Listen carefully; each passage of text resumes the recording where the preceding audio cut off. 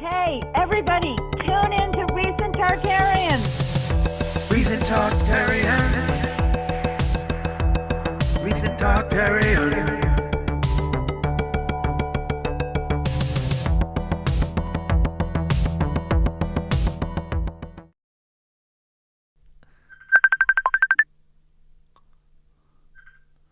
Hello, can you hear me now?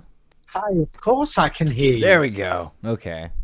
I couldn't hear you at all, but Yeah. I think things are better now. Is it? Yeah, good morning if it's morning wherever you are. Are you in Canada? No, I'm in Minnesota. Very close, though. It's just underneath. It's about, 7 p.m., I think about, so. Oh, 7 p.m. already? Yeah, near the end. Okay, yeah. So how are you doing? Is it recording? Is everything ready? Yeah, everything's ready. You know, I was going to say, last time we talked, we broke the internet, and I think every time we talk, we kind of stumbled upon some things. And people who've been trying to talk about the things we were talking about, I've been seeing people get weird strikes, and they're trying to hide some of this information. So I feel like we really have to push even harder into what you brought up last time. And I know, like, cannibalism was only just the beginning of what we were talking about. So I just, take it away, David. How you been? Yeah, I've been fine, very fine. That last book, Skull and Bones. Yeah, it was. It went around like fire, actually. Yeah, so been busy with that book, actually. Yeah, and That's wonderful. so the thing is, I read some strange comments. We did the last video. Like, for example, somebody said, "Hey, this guy David, he's saying." He's reading their history and then he's saying it's wrong from what they're saying. I'll give you an example. When somebody's in a relationship, if the guy or the girl or whoever's cheating, yeah, what you do is you examine what they say. And based on what they say, you can figure out if they're lying.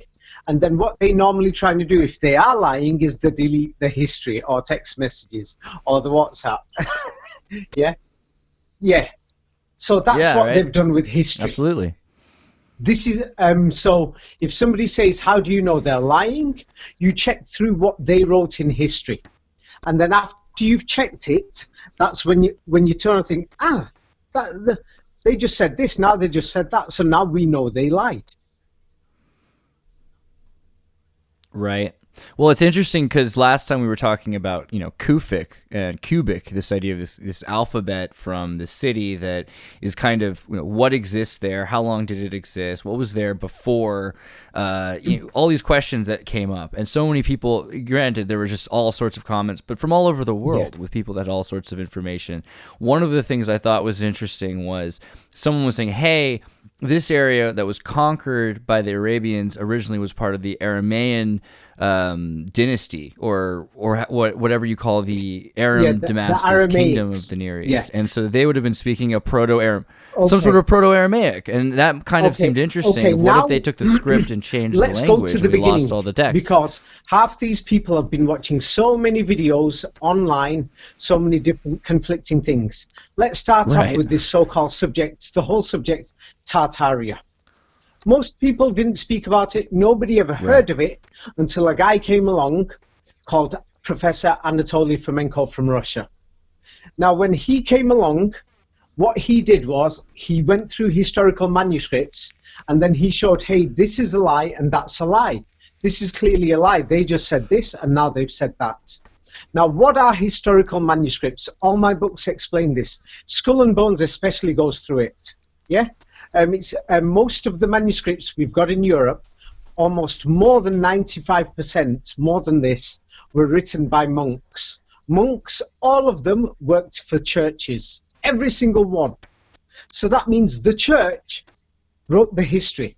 Now, all the students who were monks, they were all taught to read and write in Latin, yes, during the Middle Ages. But then when you check through the history, all the history professors are going to tell you Latin died 1,500 years ago. So now what we've got is the church comes along in the Middle Ages, yeah, and about 1,000 years ago, and they're finding all these children, yeah, and sending them to school and teaching them Latin.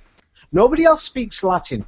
It's same like imagine I'm sending people to my schools. I've opened my own schools, and I'm teaching everybody Vietnamese, not Vietnamese, Antarctican language. Yeah, or a new language that nobody speaks. And now those people were taught to write in Latin. Now they wrote down all these manuscripts. Now all these students, yeah, they made mistakes of what to write because they opened up monasteries in churches here and there. The Jesuits were part of these groups, and all these other monks, Franciscans, whatever you want to call them. So they wrote everything. So now what we're talking about is, imagine it's Andreas, it's you speaking against the rest of the world. So now it's the church, one guy, the church and its boys wrote the full history of Europe. And then there were all these other books in Europe, and mysteriously they were all in Arabic. And nobody's asking why they were in Arabic. And they're telling us some crazy story.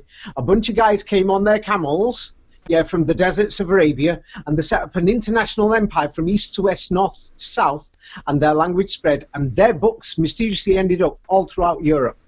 And their books were the majority by the Middle Ages until the church came along. That is the same like saying that from the deserts of Afghanistan, we're going to see people jumping up and down in camels, invading the whole of Europe and Asia and the Middle East and North Africa, and they're going to spread their language and their books, and they are going to be at the top of the world. Within 100 years, their empire is going to be from India to France. And to call them barbarians, it's also interesting because you see... then you're crazy. They're saying the barbarians are the people who don't speak Latin or Greek. So in other words, the barbers or the Tartars or the, again, the Etruscan language, they were saying was so hard to break down, but the letters were basically backwards. Well, exactly. You start to see Tartinian links into Slavic links, and we see there was a language there that was being used that they've erased, but it might be that Latin is backwards, literally backwards from Etruscan and from some Russian. Tartaria. So Anatoly Fomenko goes through the manuscripts and he points out all the lies. Then he finds a mathematical pattern in the lies, and he puts down that mathematical pattern. But historians have condemned him and said, he's using astronomy. No, astronomy is just mathematics, and he just shows he's a mathematician. And he says, hey, look, these events are repeating themselves from nation to nation. They copied the history, and they just changed the names. So now, anybody who read Anatoly Fomenko between the year 2000 to 2010, many people all over the world started reading his things because the internet went around like fire. Then after that, this subject became bigger and bigger until eventually it became Tartaria in the last 5, 8, 10 years. And then slowly these people started doing videos in the last 5-10 years. Well, there's also the Turkish too, because the pseudo-Turkology in the 19th century, they referred to pseudo-Turkology as Tartarism. And so in Istanbul, there was a huge movement that sort of sponsored the idea that Tartaria was this Turkish empire. Okay, that's going down to the politics, but let's get down to what Anatoly Fomenko found. Yeah. Now, this is the most serious thing. Almost every Tartarian group that's in TikTok, Facebook, Twitter, Instagram, and people putting posts, everybody is ignoring the main fact that Anatoly Fomenko pointed out. Now, even you are going to have to question this. Anatoly Fomenko showed something so big that everybody's ignoring it.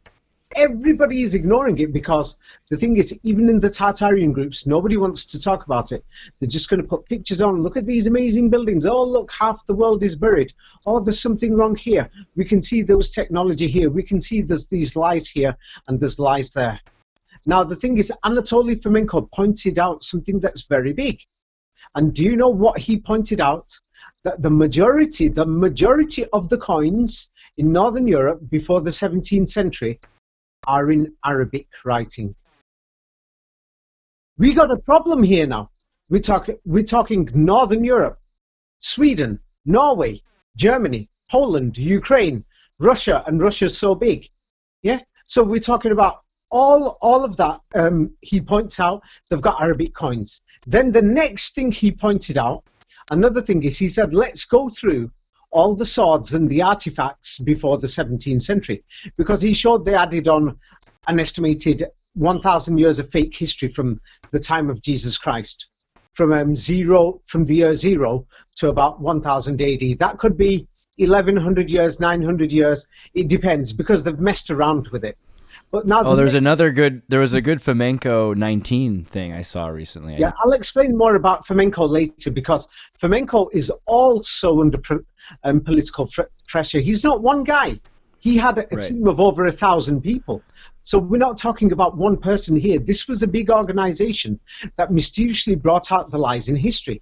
That means that they are challenging the people in the world order. But who is it that supported flamenco in this organization? Now, if you go through Wikipedia and other things, they accuse him of being a Russian nationalist. What sort of a Russian nationalist is going to be turning around and saying, hey, all the coins in Russia are in Arabic, or the majority? Right. Now, the next biggest thing, what he did was, he showed that before the 17th century, all the kings in Russia were basically Muslims.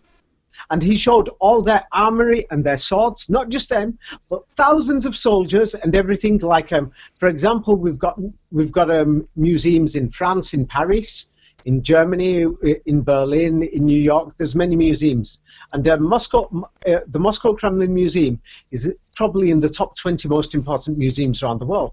And he went through that museum, and there's thousands of artifacts, and there's many other things. That museum and its linked departments and linked museums with it. And he went through all the swords, and he said, what's going on here? They've all got Arabic writing on, basically almost all of them. The swords, we're talking about normal soldiers, like imagine you and me joining the army, and we decorating our swords with verses of the Quran and things like that. Now, we've got a serious problem here because we've got the history of the Crusades and all the history of Europe, and we're talking about Russia, ruled half of Europe. Throughout history. So that means that the full history of Europe is a lie, and we cannot ignore that it was Arabic. But the silence, and I'm sure even after people hear this video and everything, there's going to be silence, or there's something suspicious going on. It's because it seemed like saying the United States, imagine that they're going to tell us that in the United States everybody spoke Chinese in 500 years' time. And then somebody discovers and says, hey, in the 20th century, all the coins were in English. All the car number plates, all the papers, all the books were in English. And Anatoly Fomenko pointed out, hey, everything's in Arabic. And he says even the churches had the Quran. And if you go to California though, right, and they're going to let you take your driver's license test in any language you want, you're going to find forms in whatever language you find ask other languages. Yeah, in England we've got they've got the Indian alphabet in some places. I'm not talking about some places. We're talking about the majority of the coins. The majority. Not only that, we're talking about all the military armor of the Russian army is in Arabic. We're not talking about California. We're not talking about Siberia here, or in the middle of Russia, in the middle of nowhere. We're talking about right in the heart of the Kremlin. All the king's crowns, all their military armor, everything is in Arabic. I'm not joking. I've seen half of this myself. It's not just flamenco. I've seen this myself. So that's why even I cannot believe it. Yeah, go ahead. In the Crusades, though, you would have had a number of different groups: the Cathars, the Bogomils, groups that were Alawites that were hiding Gnosticists that had. Islam was essentially a Gnostic sect, right? It continues on the Gnostic tradition of a non-Paulician group. What I've done, the way I've written my books, that you will notice that, especially in the book Skull and Bones, that you can open up any history book about the Cathars. Almost all of them are going to use the words like Gnostics, dualists, and all these other words. But often to hide Muslims, right? Because the Muslims were often just pretending to be a kind of Christian so that they could be. But I'm going to make it simple for you now. Now, a major reason why history books are written in difficult words, like they use very difficult words like Gnostics, then somebody is going to have to open up the dictionary. The average person has never heard of the word Gnostics. Maybe you and I have done, so they've made it difficult. In my books, I've just put it down simply. The Cathars, they were burned, they were killed, yes, and then the church wrote their history. And even what the church wrote down, Yes, it's because so many different monks in different parts of Europe wrote it down. They couldn't hide the information because there was too much. They wrote down these people denied the crucifixion. That's one. They denied that Christ was the Son of God. That's two. They accepted Jesus Christ as a man of God, and they accepted the Torah. It sounds like Muslims. They accepted that he's not the Son of God. They accepted he was just a normal man like a prophet. There's no difference between them and Muslims. What is the difference? There isn't. So now it's historians who've labeled them as Gnostics. Same like today, historians have separated what is going on in the rest of the world. Like they created the nation states, like the British were in Egypt, the British were in Iraq, Syria. They created the borders. They created the title Iraqi. They created the title Syrian. They created the title Kurdish. These titles didn't exist. Yes, they didn't exist. So they created these things in the same way they've created Qatar. Yeah, they've created your title. Are you an American? Are you a Canadian? Are you was you born in America? Or are you a Latino American? They put you in these categories and they've created these titles. These men, the Cathars were simple humans. And then what they've wrote about them is saying they were devil worshippers and they had two gods, blah, blah, blah. There's no evidence of anything like that at all. Now I noticed that some people wrote something on YouTube, and they turned around and said he's looking at their documents. Okay, now if the world is turning around and saying yes, all these Tartaria groups and people doing research, yeah, many of them are hypocrites. Hypocrisy. That they are turning around and saying history is a lie. We're going to look for history everywhere in the world except within Islamic documents such as the Muslim Quran. That's wrong. That's wrong. That's wrong. It's because the Muslims were in Spain, right next door to the Cathars. Why can't we listen to what they've got to say about the Cathars? Well, they've had lots of Christians. Lots of Christians were living in Islamic caliphate, and they would have often tried to be Muslim in order and say you're a Muslim, so you don't have to pay taxes. If they were Christians, right? Then why did the Catholic Church have inquisitions? Because they were not Christians in the sense of modern Christianity. They were Christians that they accepted Jesus Christ as a normal man, not the Son of God. That's why they were living within Muslim Spain. And then there's the false history saying that the Arabs invaded and took over that place. It's ridiculous because Morocco's population wasn't high enough, even at that time, according to official history. Yeah, it just sounds ridiculous. Yeah. So what about the Manichaeans also? Because the Manichaeans were across, there's Muslims, Christians, but the Manichaeans were even bigger. St. Augustine was a Manichaean before he converted. Right. How many of them? The thing is, if we're going to look at St. Augustine and the Manichaeans, then that means we've accepted the official history and Tartaria didn't exist. Because you think so? You think Mani doesn't? Oh, go ahead. Mani and St. Augustine, they wrote just towards the end of the Roman Empire. So that is the false history that they've given us. I mean, their stories have been burned, and everything that we know about them is told by Christian heretics like Tertullian. So we don't really know even that much about what we know about. We know there were groups of people that worshipped these people, right? Now the thing is, there is a big thing. There's many people who are posting in Tartaria groups saying, "Look at this old map. Look at this old manuscript." Now, what we do know, you can check this yourself, that the letter J was not used in most Western alphabets until the 19th century. Right. Most people didn't use it. And it was only introduced in the 16th century by the Vatican officials or groups within the Vatican. Their boys, like Scaliger. So even it seemed like when they introduced passports after World War I, even today half the world doesn't have a passport. Half the Afghans have never heard of a passport. They don't know what one is, believe it or not. Not half, but less than that. They don't know what one is. They don't know where to make one. It's got... Yes. So the thing is, when they introduced the letter J, most people weren't using it. So now we got a problem. All these so-called manuscripts that they're telling us are before the 16th century, how can they have the letter J inside it? That means they were written after the 16th century. Yeah. Right, and it becomes really obvious. You see? See that now? Of course, but I was looking at Josephus.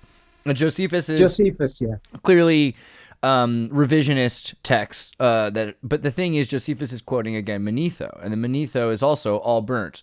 And when you start finding what Josephus you have, there are these parts which are, if you go through the generality of his prose. Yeah, I read his books when I was at, especially the Jewish War. Right. He wrote about that. But there's all these weird insertions into the Jewish War stuff where it talks about Jesus in these really weird ways, which don't sound like the rest of the text. It sounds like Gnostic or regular monks. It sounds like Jesuit monks rewrote Josephus, right? Yeah. So do you think Josephus was completely manipulated, or do you think it was completely created or just perverted?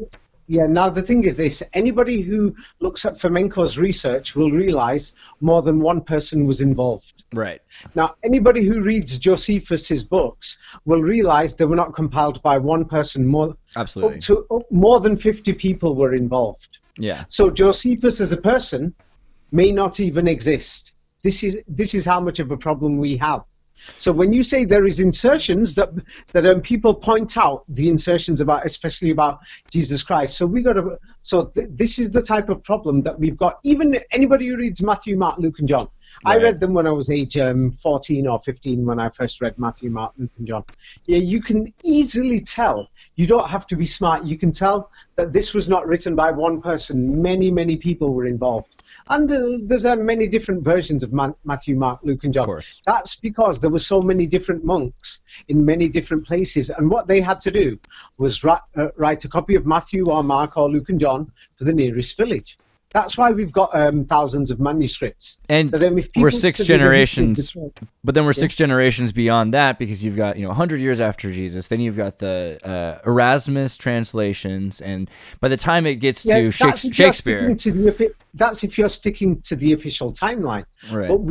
But the strange thing is the Crusades didn't start until 1,000 years after the so-called official dating of Correct. Jesus Christ. Absurd. Now that's impossible, because in many of these so-called medieval documents, which are realistically 16th, 17th century, many of these medieval documents say that the Crusades took place after the 10th century because the people just woke up and found out that Jesus Christ had been murdered. Right. In the Middle East. But now if they did the Crusades 1,000 years after Jesus Christ died, I think the first Crusade was in 1095.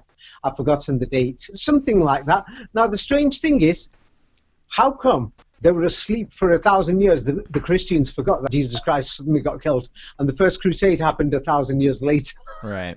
It's so strange. Don't you think that's strange? It seemed like saying Donald Trump has just been assassinated, and all these Donald Trump supporters, 1,000 years later, they wake up and say, hey, Donald Trump's just been assassinated in Russia. Well, let's go and invade Russia 1,000 years later. We can look at our own contemporary history and see how this works. It takes a few generations to confuse and forget. 1,000 years? Maybe years? No, probably more like 200 years or 100. 95, I think, is perfect. 95 after Christ. That sounds about right. But the first crusade is 1,000 years later. Well, again, we know the J is supposed to mean in the year of our Lord, right? So it's really in the year of our Lord, 95. It's only the whole Fomenko thing even goes back from before Fomenko. Yeah, people were saying this in the 1700s. All these people who are pointing out all these coins that have the letter J, there is another problem with that, because the letter J was not introduced until after the 16th century. Also, because J comes from an Arabic origin as well. I mean, it was probably used by other cultures that somehow made their way in through the Franks who were in Africa, and so that ties it back into that Alexandrian thing, that there could have been introductions of, these people went to Alexandria for school. Archimedes went to school in a place, and then he comes back with the letter. Okay. Now we've got a serious problem with this. Okay. Yeah. The library in Alexandria, they can't prove it to exist. Okay. The so-called Greek libraries. In my book, Ancient Greece, I've shown evidence beyond a reasonable doubt. The biggest ancient Greek library was not Alexandria, according to historians. They say is the library of Celsus in the city of Ephesus, and they say that St. Paul was in Ephesus.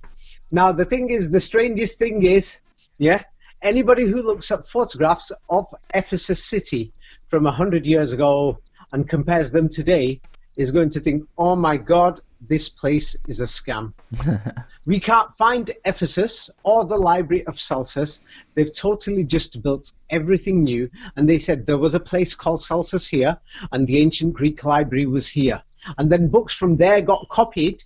And the copies were in Alexandria, people who copied. But Celsus is in Turkey. So if they did this in the 19th century, these would have been pseudo-Turkologists and Tartarianists. Would that mean that they were trying to fabricate evidence for Tartaria? Actually, it's not even them. That you can check through the full history of Ephesus, and you can start not just Ephesus, but looking at entire Middle Eastern and Mediterranean archaeology, and look through the archives of Gertrude Bell. I mean, the letter, a British diplomat. the letter in the Bible, Paul has a letter to the Ephesians. Is that not of Ephesus? Isn't that the group of Selçuk in the Aegean region of Turkey?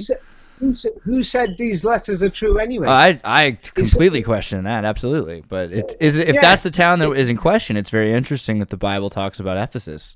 But it's not just that St. Paul is supposed to have been. Right. He's supposed to be there. Right. That's what they're telling us in history. Yeah, in Turkey. Paul was there, and not only that, John, who wrote the Apocalypse, yes, and who wrote, they say he wrote the book of John as well, that he was in an island just beside Ephesus, and that they're not sure, but he probably went to Ephesus. Mm-hmm. Yeah, and they're saying they're not sure if he went there or not, because now many people already know that Ephesus is a scam. Now, if there is no Ephesus, then there is no library in Alexandria. Well, I don't know about that. So you're saying you don't think that in North Egypt, above Luxor, in the areas that we consider to be even On or Heliopolis that eventually became Alexandria, you're saying that region was never a center now of information? I'm going to make it very easy for you. Okay.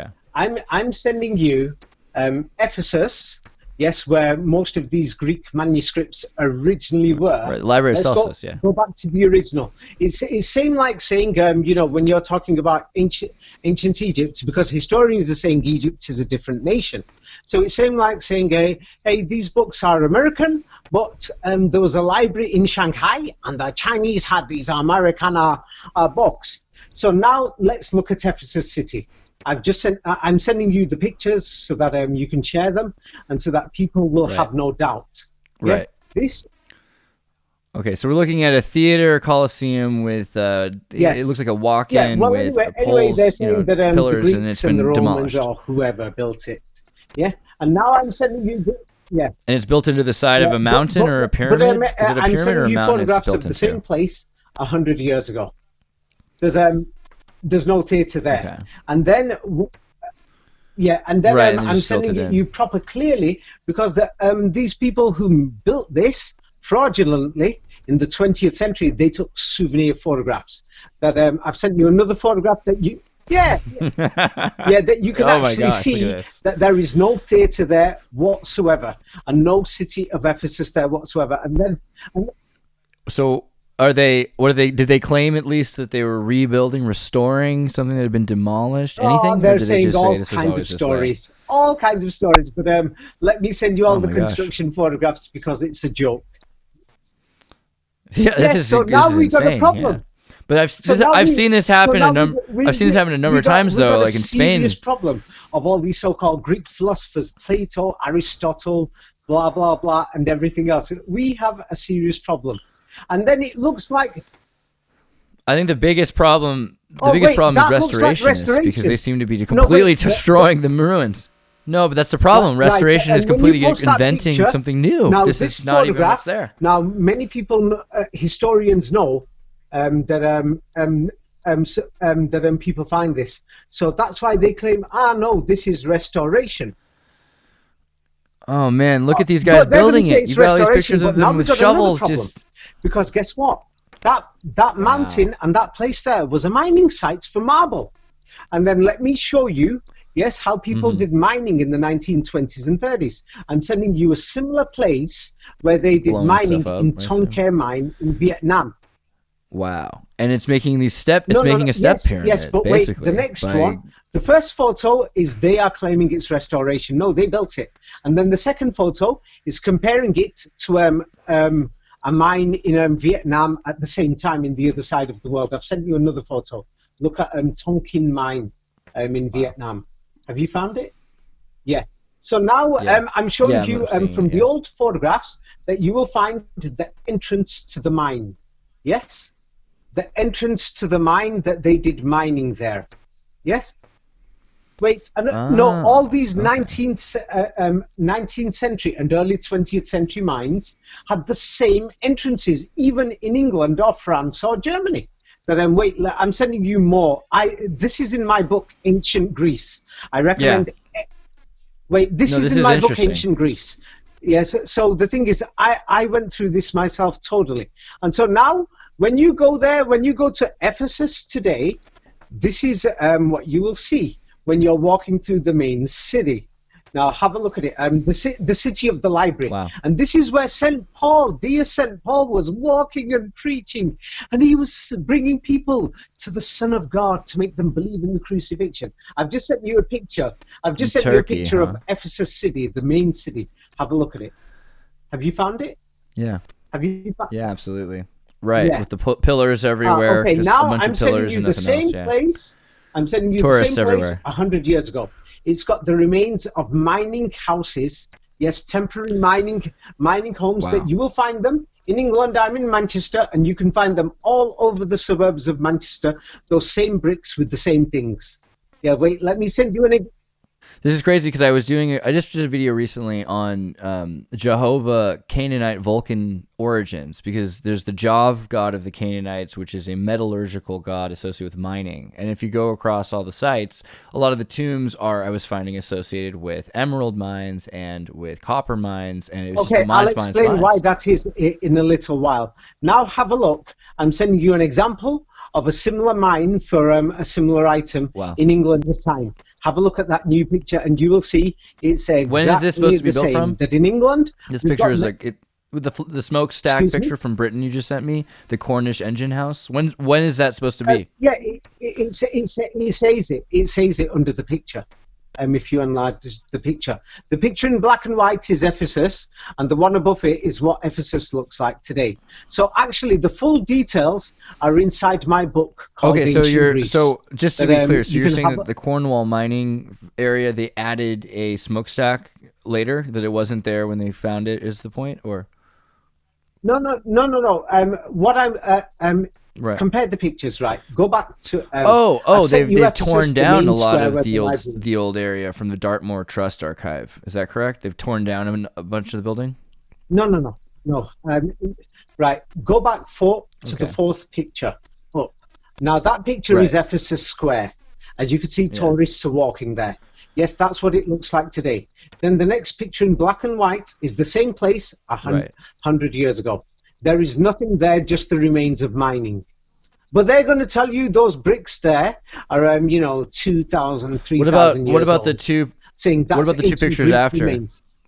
But now the last two pictures that I've sent you are pictures from 100 years ago of remains of mining in Europe, in England. And you can see they're exactly the same, because they were building the same things in England for the purpose of mining. So now let's go to the next picture, and here is the actual construction photos of every single block in Ephesus. That they built every single thing. They built, and many of the things, statues, everything, and they're saying these are ancient Greek statues. They carved everything, and they brought everything on mini train tram lines. And you can check everything. Everything's brand new. But still they're going to insist, no, we found these blocks on the floor here. They didn't find anything. The place has got nothing there in the photographs 100 years ago. So now we've got a problem. That's Ephesus. So now if you want, do you want to go to Athens? Then you'll question Alexandria. It's like, because if people don't look at these things, then they are never going to understand, Alexandria. There was no library in Alexandria.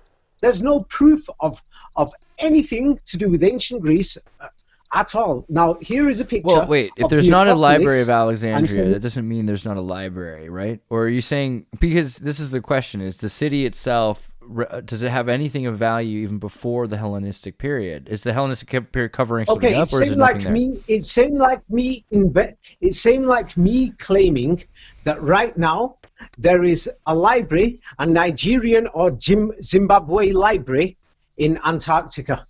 And it's got so many books with world history. I've wrote it down, I can tell people. But could the library, could the Africans went there could the Greeks have been 2,000 years talking ago. about somebody else's library, saying, "Hey, in Africa, in Kemet, there is a Thoth Emerald Tablets library." What ancient Greek documents do we have? Ancient Greek language died out 3,000 years ago. 2,000 years ago, or 1,500 years ago. And then they're saying we've got all these New Testaments in Greek that we can't find any of them older than 500 years. They can't even prove the dating. But we are finding more and more documents from Africa. Do you know what it's like saying? I'll tell you how crazy this is.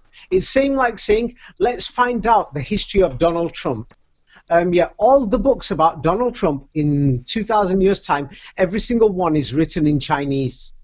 And do you know what they say in history? They say the Greeks were the enemies of the Jews and this one God system. But no, all the Gospels were written in Greek and then in Latin. But then we got a serious problem. We got a serious problem there. It seemed like saying all the books about Donald Trump are written in Chinese. But in 2,000 years' time, and people are saying, "Oh, this is the truth about Donald Trump." Yes, they're all in Chinese. But we're finding more books, right? So in Africa, like where are the books they're finding? In Africa, the books Nag Hammadi scrolls, the Dead Sea Scrolls. No. I mean more modern. Like so, Tariq al-Fatash, for instance, like the original works of Al-Hajj Mahmud Khati, different books from the Songhai Empire, which arguably, when the British Crown made deals with Morocco and tried to destroy the Songhai Empire, it was destroyed in the 1600s. And so many of these people in Africa started hiding their scrolls from the Timbuktu libraries. We've got another problem there, because there's all these people who are saying there's 1,000 years of fake history added on. So then we've got a new problem. Yes, the so-called British Empire in the 16th century could not have existed. If people are going to talk about the concept of Tartaria 400 years ago is a lie, then that means they can't accept that official timeline. So regardless, the flamenco timeline's not changed. If you're saying 400 years ago, the naval empires of the Dutch East Indies and the British Crown, the separated. Naval empires. Okay, yeah. I want you to build me 400 ships. Let's see if you can do it. 400, 500 ships made out of wood, and send them as an army to invade India. Let's see if you can do it. Let's see. How long is it going to take you? The story sounds like a joke. And it seemed like, I've got people, they call them Afrocentrics, but they got a serious point saying, hey, they are telling us it took 2 months to cross the Atlantic on average with wooden ships, and they're telling us that they had African slaves, hundreds of them, in these wooden ships, all tied up and chained up. How did these slaves eat? How did they do toilet? How could they eat with their hands tied up? If they had their hands untied, they'd be beating up the people who took them as slaves. It's a 2 to 3 hour boat ride from Spain, South Spain, into Morocco. It's not really a very far distance, and even just island hopping down the coast. The idea that there were when you're powers. saying that the British made a deal, where is the evidence of a British Empire? It's like we've got a problem here right now. Do you know why? Because they're telling us that the British had deals with the Russians. But then we can't find the Russians because we've got all these swords and everything else that are in Arabic, and they're in Arabic. So that means the history of the British interacting with Russia. We got a problem there. In the same way, I've just shown you the Library of Celsus. We got a problem. I agree with you. The British and the Vatican as well have changed history. But what I mean to say is that the people who were conquered and in this period in Africa, where we have all of these manuscripts, and then we have these stories of libraries in Africa, universities in Africa, things in Timbuktu, in Timbuktu. All over the. Well, let's put it this way. Yes, I've been going to Africa for 20 years. Yeah, 20 years ago, nobody's ever heard of these so-called manuscripts written in Arabic, in Timbuktu. Now, many of these so-called manuscripts, with their history, agrees over 80% with the official historical timeline. And the only difference is they make their history sound greater. In the same way that you can go to any other country in the world, they've got the same official history, 80% the same with a 20% difference. Yeah, the Timbuktu libraries and most of their Arabic manuscripts are forgeries. There's no evidence. Not all of them are Arabic, right? Like, so the idea that there were Tarigs there, and again, Tarig, it seems connected to the Bedouin and the Tartarian Berber group. Now the thing is, when people are saying Tartaria, yes, or when you're saying Tari or Turkey, like for example, in the Balkans, Serbski means Serbs, people, ka or ki, Polska, Polishka, Turka or Turska, yes? So that basically means Moska.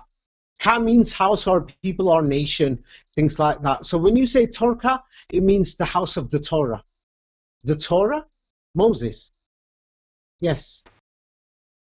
Mediterranean, Meditora. Tartaria. Yes. That's a word that the Western Europeans used. Yeah.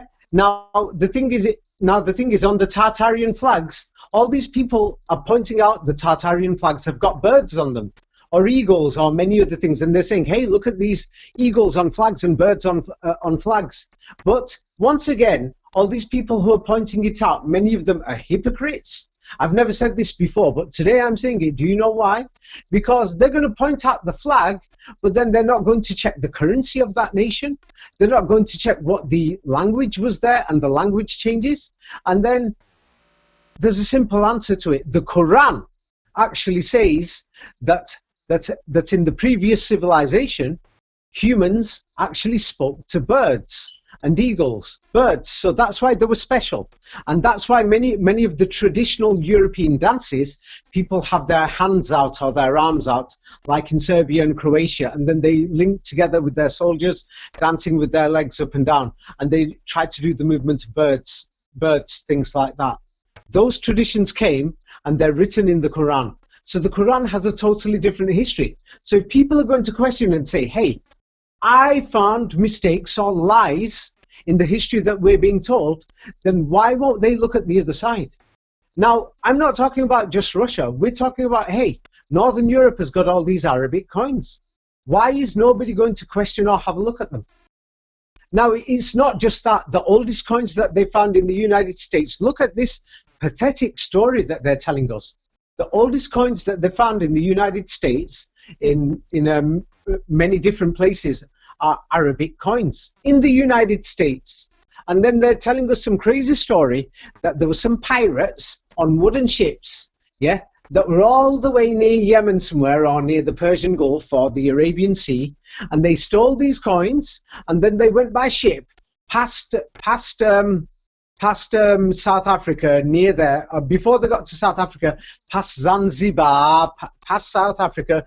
Then the wooden ships went all the way around, past Angola, past Nigeria, past that way, past through Morocco, maybe stopped on the way to Europe, and then afterwards they ended up in the United States. But in those days there were no roads, no nothing, and then they got off the ships and they went around dropping coins in 4 or 5 different places in the United States, Arabic coins.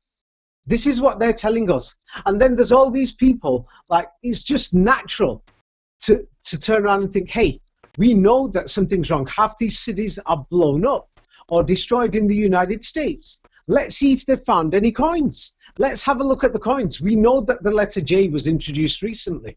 So any coins that have the letter J mean on it, on the dating, means, hey, they were made later. Now, any coins that just have the simple letter I, they're more of an original. But now we got another problem. The majority of the population of Europe actually lived in Eastern Europe. That you can even check this, that Eastern Europe, starting from East Germany all the way to Siberia, probably grows about half the world's grain. Half we're talking about in that region, Eastern Europe. So it means it's the land where you can grow food. Now, another thing you will notice is that the Russian Imperial Army, the Romanovs, the fake Romanovs who took over after the 18th century, went around kidnapping children, and then they were exporting them to France, England, America, everywhere, through the British and the French empires. Now, the thing is, they depopulated Eastern Europe. But the thing is, if these people came from Eastern Europe and today they're in the United States, and their descendants have found out, hey, all these cities in America got blown up, why aren't they checking the coins? It's natural to see, hey, let's check. Now, anybody who's researching Tartaria, I'll give you advice.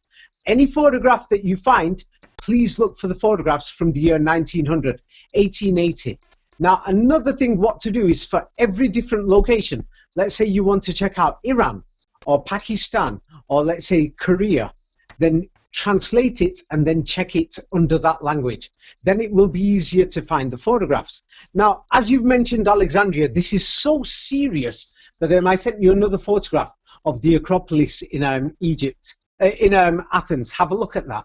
That photograph is from 1860. It's because you spoke about Alexandria, and the thing is, let's have a look. Did ancient Greece even exist? Now, I've sent you the Acropolis in 1860. And then I've sent you a picture from Ukraine and in the Donbass region. And those are artificial mountains of mining. And you can compare it to the Acropolis. Yes. Mining. Mining 1860. But wait, there's more. I've only sent you 2 photographs. Let me finish it so that you can have a proper look. More photographs from 1860. Yes. And the thing is, nobody is asking questions. Who the hell were these people who mysteriously had cameras there in Athens in 1860? And I'm going to compare it to a mining site in England now. Not just the Donbass. I sent you one to the Donbass. It's exactly the same. And then another picture from, let's say, from England, a mining site in England, and the mountains and the hills are exactly the same. Then I'm going to send you the first photograph of the Acropolis from 1839. Yes, and they're talking about ancient Greece. Yes, and when the photograph was taken, there was a battle there between European armies, Germans, French, British, Italians, and they call it the Greek resistance. But it was actually British, German, French, their guns and their people. Now, inside the Acropolis, what we find is a mosque in 1839. Now, the next thing is I'll send you all the photographs of the Acropolis. It's suspicious, and you will notice that it was a mining site in the 19th century. Then I've sent you a photograph from 1841, and you will see a scaffolding there, and there is a tower there. They claim that's a Frankish tower, and then I'll show you what the Frankish tower is in a bit. Now, the photographs from 1841 to 1842, you can see the mosque was demolished, but what you will also see is that there's a scaffolding there to support this Acropolis, that we don't know who built the Acropolis. Then, when you have a look at photographs that I'm sending you from 1890, around there, now at the bottom of the Acropolis, that you can still go there today, you'll notice that there's all these arches. Now, let me show you the Frankish tower before the arches. There's no tower by the year 1910. Now, the tower, if you compare the masonry of that tower at the Acropolis, and I'm comparing it to a mining engine house in the United Kingdom from the 19th century. Yes, there's hundreds of these mining towers all over the world. Yes, they've got the exact same masonry and the exact same layout. Have you had a look at the Frankish tower? The tower that's on the Acropolis. Yeah, and it's exactly the same. Now, the next thing is, I did a proper examination of the Acropolis. I went there myself, and I went to these mining sites in England. Now let's have a look at they call it Stoa Dioumenes. Yes, in Greek. Yeah, that you'll see these arches there. Now, the strange thing about these arches, yeah, is let me show you the arches. Magnified so that you could put them on the videos, because people think ancient Greek existed. The Acropolis is the main evidence, the heart of ancient Greece. The main writers came from there, Plato, Aristotle, they were all there in Athens. Now I'm showing you the same place from 100 years ago. And as you can see, the mining, and you will see that the mining came down, and it came down to the Stoa Dioumenes, like a wall. and the wall was a barrier. And what you will notice, I'm comparing it to a place now called Rosedale in England from the 19th century. You'll find hundreds of these places around the world. In the United States, there's hundreds of them. Yeah, in the United States, what you will see is a wall with the same arches, with the same masonry, with towers in mining places, so that when they did the mining, yes, the mining comes to the bottom, yes, and when it comes to the bottom, the workers process it there. Now, I sent you that one's Rosedale in England, and here's another one. This one's in Devon. Let me send you them in the United States. What are they going to say? It's another Acropolis, ancient Greece in the United States. Yeah, Ohio. That next, the picture I've just sent you there is from Ohio, USA in the 19th century. I'll write it down so that we don't get mistaken. You'll find them everywhere. Now, this is one from Pennsylvania. Now, you'll say there's different shapes of the arches. Yes, but there's so many of them at the bottom of these hills. Yes, all over the world with these towers. Now, I'll send you photographs from the late 19th century and the early 20th century, what they did inside these arches. Yeah, how they processed the mining. Can you see it? Yes. Wow. The Acropolis was a mining site, and they just they're pulling out rock and they're smashing it and they're melting yes, it and burning it and processing it. Yes, right. I've shown you so many of them. So now the thing is, I'm comparing it to Fort Canyon in the United States. You know that the mining waste, when it drops, you can actually compare it all and see everything. Like I've had a deep look at it, and let's look at the Odeon Theatre, a famous name for all these cinemas today. The Odeon Theatre, Athens, the ancient Greeks, they existed. Yes. Now here is the Odeon Theatre. Now I've just sent you that picture, and let's show you the same place. You know, in the 1860s, and you'll notice that the Odeon Theatre is a total fabrication, a false thing. There's no evidence for it. They just constructed it out of nowhere. Wow, it's completely nothing. It's crazy. There's nothing there. Even the hill has to be flattened. There's they literally had to flatten the hill. I'm sending you more photographs so that you can have a look at it. There's no Odeon. That's not just reconstruction. That's straight up flattening an area and making it into a new thing. As you can see, yes. Now let me show you about Athens. Now this is the worst thing. This is going to shock you. Yes. Here is not far from there is the Theatre of Dionysus. Now the same place in as you can see, Athens is a big city today. Millions of people. Now this is in my book, Ancient Greece, that anybody can check it themselves. Ancient Greece didn't exist, and in the book, Ancient Egypt didn't exist. Now the same place, let me send you old photographs that you can check these photographs in 1900. There's nobody there. And then what happens is that from the mining settlement, after they kicked out the Turks, the mining settlement and the British, French, German mining companies, they came and they built a few buildings, and the old buildings are what the Turks left behind. But as you can see, there's nothing there. There's nothing there. Nobody lives there. Hardly anybody. So as you can see, it's a joke. And now let's go to one of the most famous temples of the Greeks, the Greek Temple of Artemis. Yeah, the Greek Temple of Artemis is one of the best preserved because they say it was buried. Yes, this is what the place looks like today. And what you'll notice is that the pillars have got colouring. It looks dark and black because of the rains, sleet, and snow. Now I'm showing you the same place. Let me show you the same place around 100 years ago. When they say, we just found this place, the French, the Germans, the British, and the Italians said, we just found it. Nothing to do with Turkish nationalists. It was the so-called Western archaeologists. They just said, and including people from the United States, from so-called institutions. They say, we just found it. And look at these photographs carefully. That what they found, you'll find so suspicious. I don't know if you've received that photo. I'll send it again. Yeah, have you received it? Yeah. Yes. Underground, there's railway lines. I can't believe it. You see? Those mini railway lines that they used for construction. Not a big railway line. There's mini railway lines. The Indiana Jones mining cart railroad lines. Yes, it's the mining cart railroad, and then they turn around and say, this is what the place looked like when they found it, and they said it was buried, and this is what it originally looked like. And then do you know what you'll notice? All the soil, all the mud there, the soil is brand new and it's fresh. They just buried it, and they're saying, but nobody really thinks about it and thinks. And then do you know what the worst thing is? By accident, they took photographs of burying the place. Yeah, I couldn't believe it. I noticed this myself.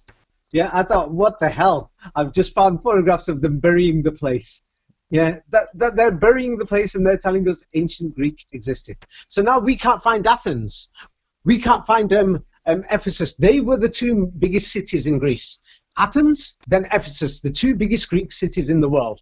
All the other places like Crete, Sparta, they were small. So how can there be a library in Alexandria with Greek books if we can't find ancient Greece? Yes. Man. Do you see what I'm getting at now? I still think the idea that the ancient Greeks stole something that was already there and then... No, that's good. You still think they exist. Well, I don't know if the Greek... What would you call them? What do you call the group of guys who changed all the... Okay, now... What do you call the people who changed all the writings and made up all the names and made up all the stories? Okay, now I'm going to make it more easy for you. I noticed that there were many comments in the previous video that I did who turned around and said, hey, one person said he didn't mention the Jesuits, but then another person said he did. It's because we're having a conversation. Yeah, we can always talk about the Jesuits. It's totally worth it to bring the Jesuits up. No, an example. This is an example. So now the thing is, what I'm saying is, if people are saying they want to know the full information, I can't read out a book that I've written in a 1 hour, 2 hour conversation.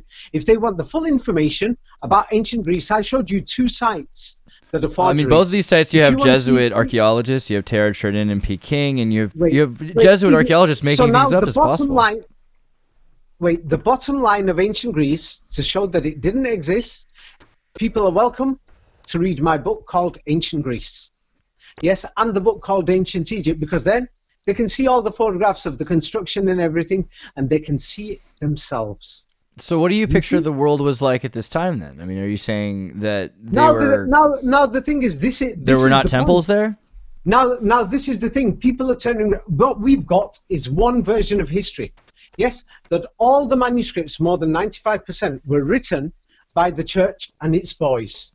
Yes. Now, were written by one person. So we've got a problem here. Now, if somebody's going to turn around and say, hey, I just made that up. Yes. Is 100% of it made up by them, or is like 10%, or is 90%? It changes everything. Right. There's other percents, but we're talking about no one's going to have a look at the Quran or these Arabic books anyway. The majority, I mean, the majority. It's interesting. The Quran does say that Allah turned men into pigs. And advanced before. And it turned men into pigs when they stopped following the law. Right. Now I've just sent you, from university libraries, people can check for it themselves, that the majority of the church had a monopoly. This means I'm saying my guess is the church controlled 95%, but official historians say that the church had more than 99% control over the manuscripts and who wrote the manuscripts and what they wrote inside them. Very Soviet time. So they are saying the church had a monopoly, almost a monopoly. So don't take my word for it. I'm saying 95% of the information is from them. But historians from universities in France, Germany, United States, Canada are saying no, it's 99% plus. So we're talking almost everything was written by them, and they have told you that ancient Greek existed. So now they're saying, if you say, where is the proof? I've just shown you Celsus, Ephesus, and I've shown you Athens. And then even after all of that I've just shown you that these places were mining sites. They're turning us around and saying, we found all these coins and all these other things. Now, I'm just going to show you this thing. This is going to make you laugh your trolley off. That you're going to turn around and think this is a joke, but let me see if I can find it. It's going to totally make you think it's just a joke. Wait, I can't find it. I thought I saved it. Sorry. It was to do with the fraudulent thing that they're burying that place, that they're burying this place in Greece. What's it called now? In Sardis. That temple that I've sent you. But the strange thing is, think about it. What are these railway tracks doing underground? They just said, we've just found this place, we're digging it out. And they brought the world's press saying, here, take photographs. We've just found it, ancient Greece. We've just found this temple. It seems crazy. I mean, the idea that so much of this history, which we know is falsified, we can deal with that. But that some of these places had, I mean, we have to wonder, if it's a mining site, does that mean that before that there was a city that looked like New York City? Or was it just a blank slate and these were cave people? And that's the real question. If people were thinking that this was nothing there, or was there something there? Do you know what to do? Invite people from your city to go and build houses and live on mining land and see if it's secure and stable. Right. Yes. That answers your question. Yes. That answers your question. Now, the thing is, the Acropolis Mountain, where they're saying Plato, Aristotle, and the rest of them, yeah, we could see that place was empty. And it took 100 years to actually build Athens city. That you can check the old photographs and you can see it yourself, that there's something wrong here. I've just sent you the two main things. If we can't find ancient Greece, how can we say that there was this library in Alexandria? If we can't find ancient Greece, then ancient Rome invaded Greece. We got a serious problem here right now. Oh, the Romans were in Ephesus. Ephesus was the second biggest city in the Roman Empire. But we can't find it. I've just shown you it's a forgery. I've shown you that the theatre, everything is a forgery. I've shown you it's a mining site. And they even say that it's built, Yes. they said, Alexander says it's built on top of the ruins of the old kingdom. So it's even supposed to be, it was abandoned for 1,000 years, according to mainstream history, in between ancient Egypt and Alexandria. So I gotta wonder more about this whole idea. If this whole area was just a mining site, but it does show, you have to wonder: is a mining site without homes, without a community? Is this a Canaanite labor zone? Well, the with thing temples? is, go to mining. I'm in Manchester. There's mining sites. Yeah, just Manchester's outside, a community. You guys have Manchester. Stoke-on-Trent. Nice clothes. Yeah, I'm saying, but if you just go to the nearest mountain sites, they're still there from the 19th century. People don't actually live on the True. mining site itself normally. Yeah, so that's that. So the thing is, well, anyway, most of these ancient sites are forgeries. Yeah, so the thing is, ancient Greece, we can't find it, and in the same way, ancient America, ancient Egypt, we can't find it.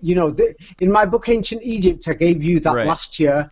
You could post these with this interview, all the photographs that I've given you. Here's Chichen Itza, and you can find the construction photographs of Chichen Itza.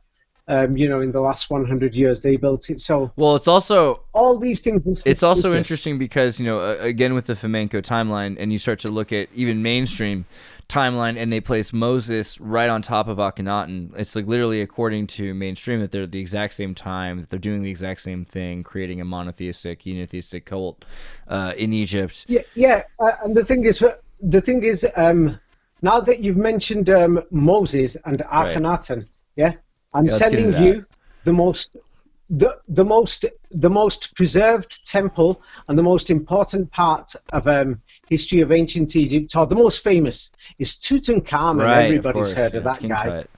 Yeah. So now the place where he's buried, I've just sent you a photograph of the temple of Queen Hatshepsut. Yeah, that's what they call her. Sounds like a fake name they've made up. Now, I've sent you that temple today, and you can find photographs of the same place at 1880, 1890, 1900. There's nothing there, and it's a mining site with a mining tower. Wow. Yeah, there it is. Yes. Yeah, the mining tower is there, and then not only that, you could the people who built the place, they took souvenir photographs of themselves constructing the temple, which is ridiculous because they should have been careful to hide them. But of course, in the future, we're talking about after they did it, some other people came along and said, "Hey, let's release and sell these photographs to the world." So there's always people there out to make money who are going to grasp people up. Wow. Yeah, there it is. So as you can see, yeah, so now you've got a problem. So never mind the library in Alexandria, we can't even find ancient Egypt. I've just shown you that the most important temple, Queen Hatshepsut and her navy that went to the land of Ophir or wherever, and this temple's in the Valley of the Kings where they found Tutankhamun. So, we can't find evidence of Moses either. So what does that say about both stories? Are they based on another guy or nothing? So now there is a big difference. There is a big difference because the thing is, you're talking about Western history. So now, if we focus on Western history from the side that all these Tartarian groups and everybody is focusing, we can't find ancient Egypt. We can't find ancient Greece. So my books show hundreds of pictures showing that all these things are forgeries and lies. Now, the thing is, that's in Western history. But nobody is going to have a look at the opposition or the enemy. So let's go and see what their history books say. Yes, and their history books say a totally different story for Moses. Yes. So now the thing is what Fomenko did. Fomenko pointed out that the history of Jesus Christ and Moses in the Quran is different. Yes, the Bible says there's a 1900-year difference between Moses and Jesus Christ, but the Quran says that what's her name? The Virgin Mary. Yeah, that the Virgin Mary is the sister of Aaron, and Aaron lived at the time of Moses. Now, even if that's saying it as a symbolic name, it means they lived around the same era or within a few generations. So now we got a problem because according to the Bible and Western history, we're talking about 1900 years or 2000 years. So Fomenko, well, I mean we're familiar with the Fomenko, but then at the end of the day, isn't that the solution? Because we're seeing then, the story in the Bible, the way most people believe it, is this guy's raised in Egypt by Egyptians, and he spent his whole life with Egyptians who think he's Egyptian, meaning he looks Egyptian enough that they can deal with him, and also he hasn't spent very much time with his family, his traditional Jewish family, so he knows more Egyptian things than he knows Jewish things. I mean, it seems like you've got a perfect correlation there between if you've got a perfect Aram correlation, if you're going to focus on the story, I just sent you the temple of Hatshepsut, and they're probably going to say that Hebrew slaves built that place. Where is this temple? What they do say, which is crazy again, is that the Semitics were mining groups and that they had all these mines. You go to Yuya, who's supposed to be Joseph to some people. Yuya is the father of Amenhotep the third, I believe, or he's the father-in-law. Okay, so, and his whole area is a let me ask copper you, Andreas, mine. where did you get that information from about Yuya, his father-in-law? Where did you find that story? It's funny. There's like a few different versions of it, but Joseph Smith where did you has find a whole thing because Joseph Smith bought a bunch of mummies. Okay, and so where he did said you find that this? these were. Where did you find it? I'll answer that question for you very easily. I'll tell you where you found it. You found it in temples like Hatshepsut's temple, and it's written on the walls, these stories of these so-called kings. But now we've got a problem. Well, these temples also are not even there 100 years ago. So you have his Joseph Smith's papyri, right? And so Joseph Smith had this piece of papyri. He bought a 20-foot scroll along with 4 to 7 mummies. And the Skull and Bones got a few of the skulls of the mummies. And they burned the scroll in the Chicago Museum. Let's go back to Moses. And we weren't able to find everything there. Smith. Let's go back to Moses and Yuya and the story of Akhenaten. But he said he had the mummies that were robbed from the tomb of Yuya. Okay, and that was before we get to that, let's get back to this story now. How do we know Pharaoh called Akhenaten existed? The excavations at Tel El Amarna. I've even seen the videos of the excavations and the men who did the excavations, the British Army officers.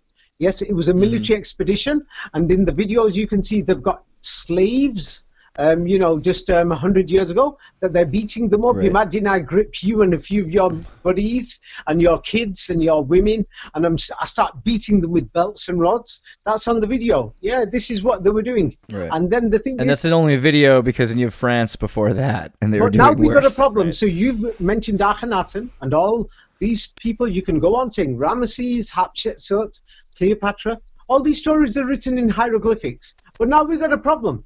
They're telling us that these stories are inside these temples.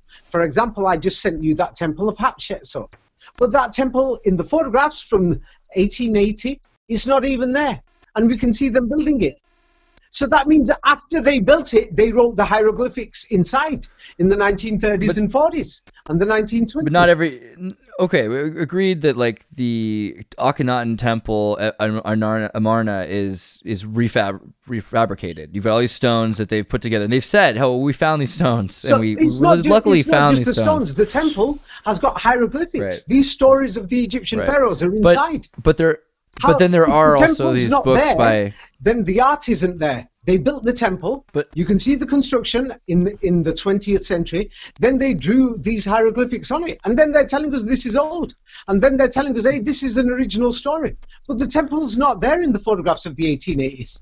So Andreas, But we what can't about find these Egyptian stories now. So all these Egyptian But what we do myths, have can't people verify them. accusing. Huh? We do have accusations of the church saying, "Oh man, these guys are crazy. They believe in this," and all we have left is the citation of why Manetho was bad, why Osarseph was a horrible priest, why these Egyptians were wrong. I mean, but at the end of the day, that's kind of saying habeas corpus that they existed, because why else would you write about how they were evil, even though they were just historians at the time, right? I mean, and so Osarseph isn't writing in hieroglyphics; he's just writing in Aramaic. So it seems like that means that there's some. Just the problem is we've burnt it all.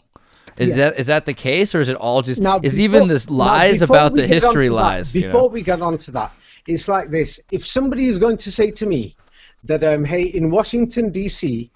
there was a building, there used to be an ancient Egyptian pyramid there, I will say, where is it?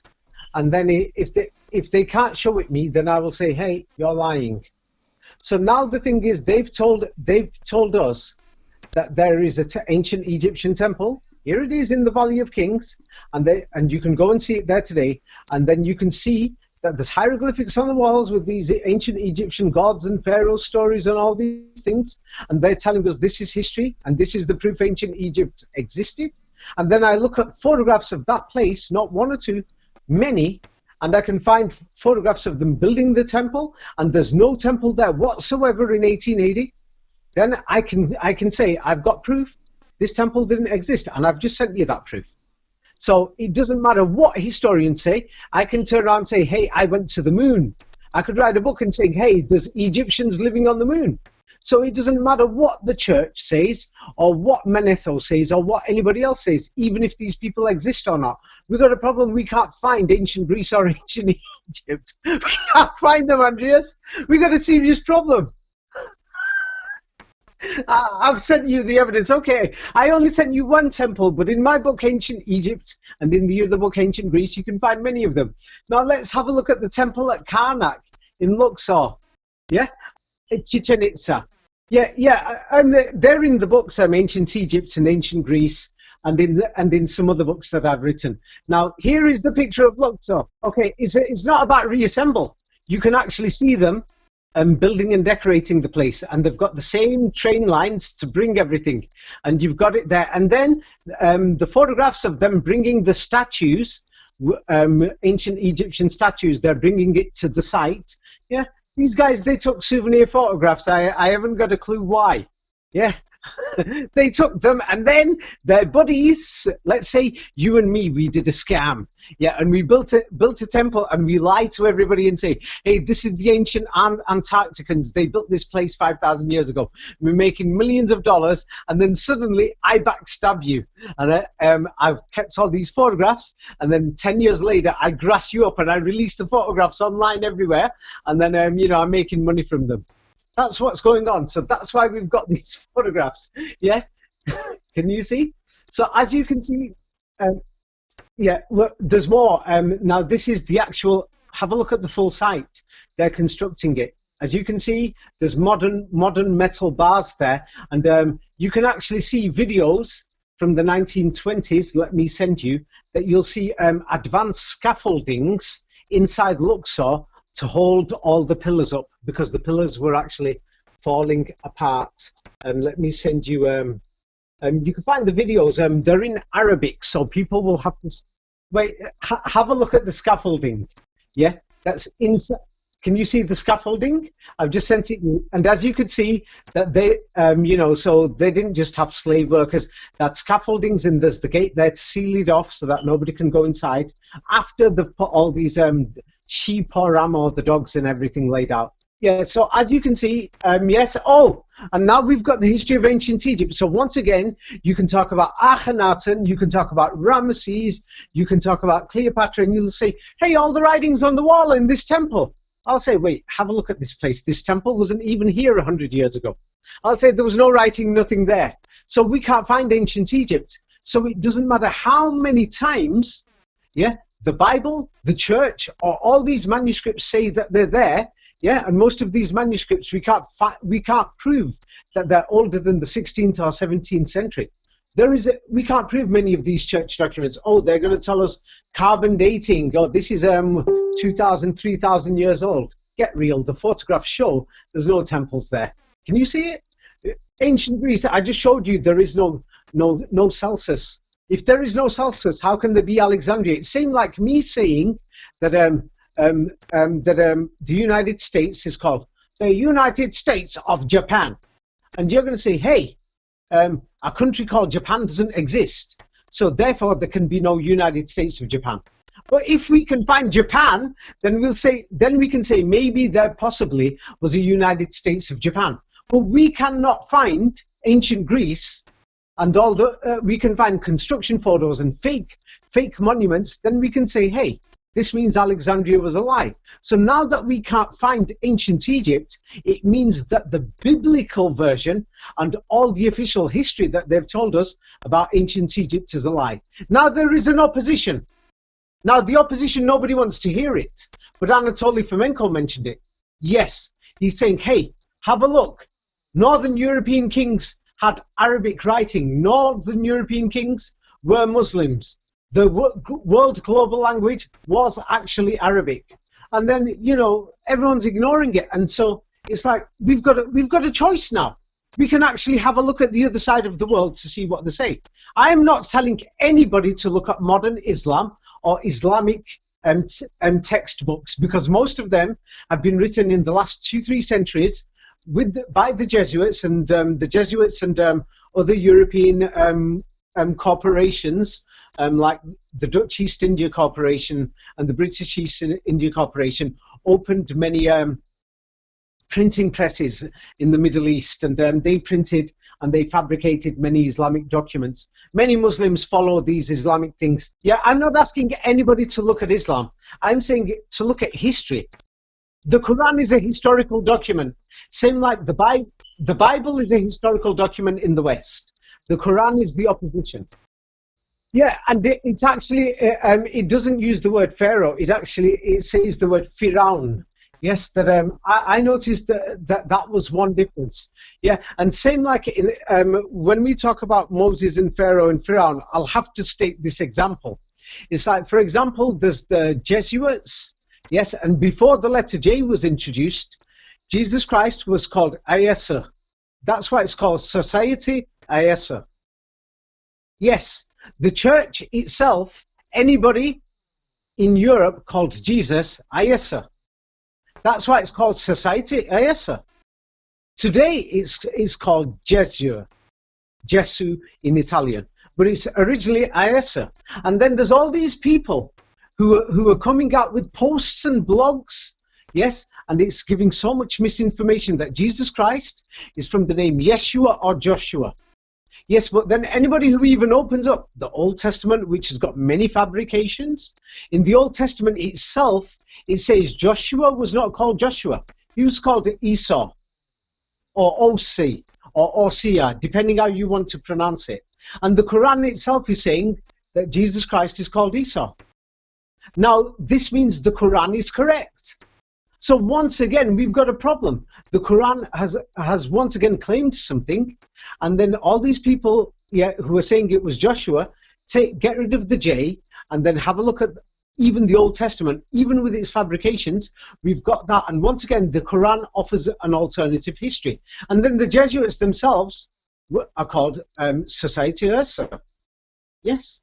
So when we come to Moses and Pharaoh, yes, when it comes to Pharaoh, the Quran doesn't actually say pharaohs, as in plural. Those are the stories that they tell us. Yes, based on the hieroglyphics and everything else they found in temples that don't exist 100 years ago. That the photographic evidence shows that you can look for it yourself. The Temple of Queen Hatshepsut, Google, 1880. And you'll think, hey, it's not there. And then look at the temple today and look through all the artwork and decorations and you think, hey, they've got so many stories. It's not even there.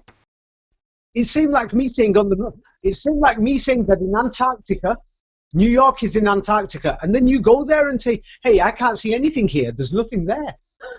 Yeah, so now let's go down to, this is from, because we're speaking about Hebrew, let's go to Princeton University. I've just sent you a picture of Princeton University, and this is Professor Mark Cohen from Princeton University, and he said he has shown evidence that in the Middle Ages, the Jews, even their Jewish religious literature, was written in Arabic in Europe. France, Spain, Portugal, Italy, etc. Now the thing is, because you turn around and you want to know, saying the connection between Pharaoh and the name and Hebrew. So now what I'm showing you is in the Middle Ages, the Jews are all, the majority, they're in the Mediterranean. We're talking about France, Spain, Italy, Switzerland, Austria, Yugoslavia, Greece, Spain, Portugal. They're speaking Arabic, writing their religious books in Arabic.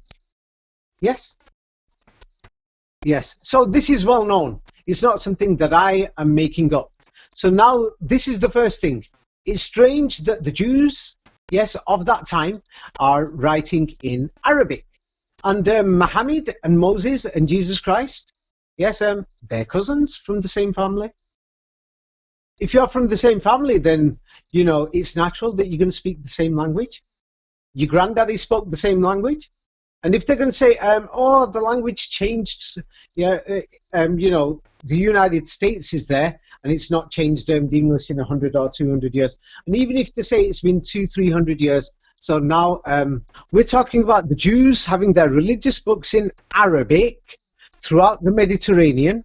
So this means, wait, so what about the Torah?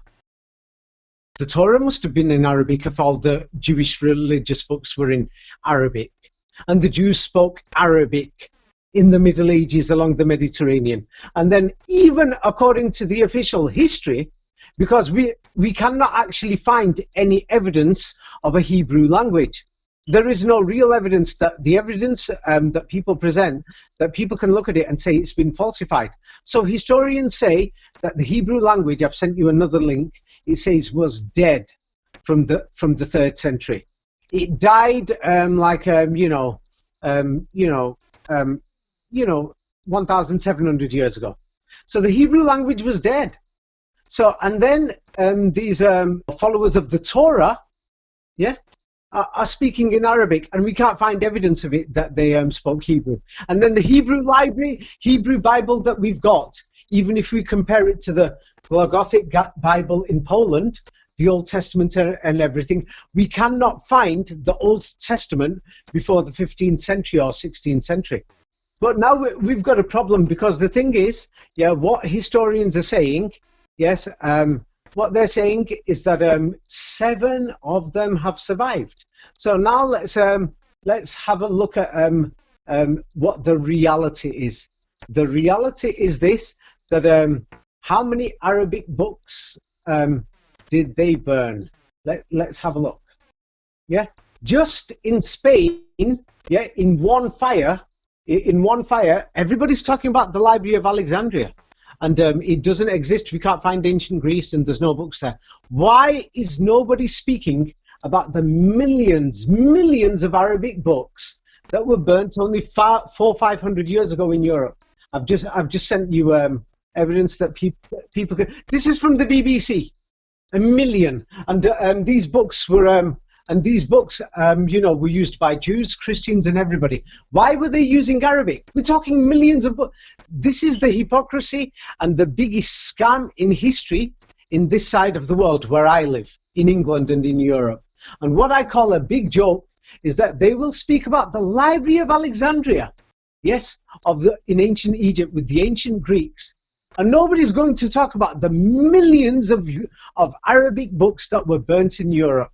We're talking millions of books. That means millions of people spoke Arabic in Europe. Yes. And then what nobody ever has a look at, like, for example, we mentioned Jesuits. Yeah, so let's get to the bottom line of the Jesuits. Now, the thing is, yes, everybody talks about the Jesuits, and they went all around the world. So the thing is, everybody will say, why is David talking about these subjects? Now, the thing is, it's very important for us to understand the history. We must talk about it. Everyone's going to speak about Tartaria and say it's Russia and say, look, the map shows that region. Why aren't they talking about all the kings and princes of that region were Muslims and they all had Arabic writing, all these Russians? That shows that the full subject of Tartaria has become a joke. Now, another thing is, everybody talks about the Jesuits, but I've almost never or hardly ever heard this from anybody. That I had to look for this myself and go through the works of Fomenko. Now, this is going to shock you. Now, have a look at why the Jesuits were created and what were their plans. 1534 official history. The first Jesuits, were appointed by the Pope. Yes, Pope Paul III. Yes, they are an order of the Roman Catholic Church. And what was their plans? Their plans were for the conversion of Muslims. And they were created in Paris, in France, to convert Muslims. The whole objective and the reason for the original existence of Jesuits was because of Islam and Muslims. But now we've got a problem. Historians, they're trying to use nice words. And this shows that they're liars, because they're telling us, they just wanted to convert people. We got the Jehovah's Witnesses. They're preachers. They're trying to convert people. But let's have a look at what convert meant at that time. And I've sent you a picture what convert meant in them days. Convert meant, hey you, convert or die. That's what it meant. And also you could imagine, like, mathematically, like the conversion of these books, conversions of these cultures, not just these people, but their entire, to completely take their culture and assimilate it, you'd have to convert. So now we got a problem. In Europe, we've got people like the Cathars, the Bogomils, the Waldensians, many other people. All of them denied the crucifixion. All of them refused to accept that Christ is the Son of God.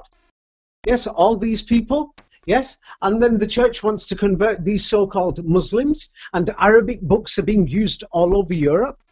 What was their religion?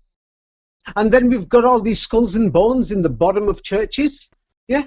Now, one of the biggest crimes in history in this side of the world, that is criminal, what they've done to us, that we're born in this side of the world, is this. It's a big crime that we know that the Jesuits have done things in the past, and that maybe they've changed today. But what they did a few centuries ago, everybody knows it is suspicious. And they're not telling us what their plans were. Their plans were to convert Muslims, convert or die. And then they were set up in Paris. Yeah, by the year 1600, yeah, they sent 1,000 Jesuits into Germany. Yeah, but Germany is supposed to have not had Muslims at the time. And they're saying, oh no, they were Protestants. Is that really true? We got a serious problem with the history they're telling us. So now this is the reason why we cannot ignore what the opposition, what these Muslims are saying in the other side of the world. Now, if we want to ignore that, then it's our mistake. It is our mistake because we've got the books in Europe, the millions of books were Arabic. Now, We don't know why they were Arabic. They're telling us these guys came from the deserts with their camels, and then they brought these their language and their books to Europe. It sounds like a joke. Can you imagine people jumping around on camels coming from Afghanistan with their books and their language into Europe? It doesn't make sense. It's just a crazy, pathetic, ridiculous story that people just believe. I don't know how they could believe it. So I forgot why we got onto this point anyway. But as you can see, we cannot ignore these things. We cannot understand ancient Egypt or ancient Greece if we stick to one side of the history. There is the other side. Now, right.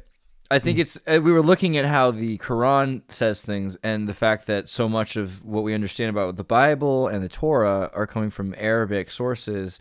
So the Quran might be a better, more authentic story about Moses, who again is supposedly alive during the time. Another less authentic story about Akhenaten. Do you know what I realized myself? If the books in Europe, the millions of them, 400 or 500 years ago, if they were in Arabic, then this means that the original gospel of Jesus Christ must have been in Arabic too. Now somebody will say, why would David say such a thing like that? Because the Jews themselves are writing in Arabic in the Middle Ages in Europe. So how do you speak? Okay, so we had started earlier talking about Aramaic.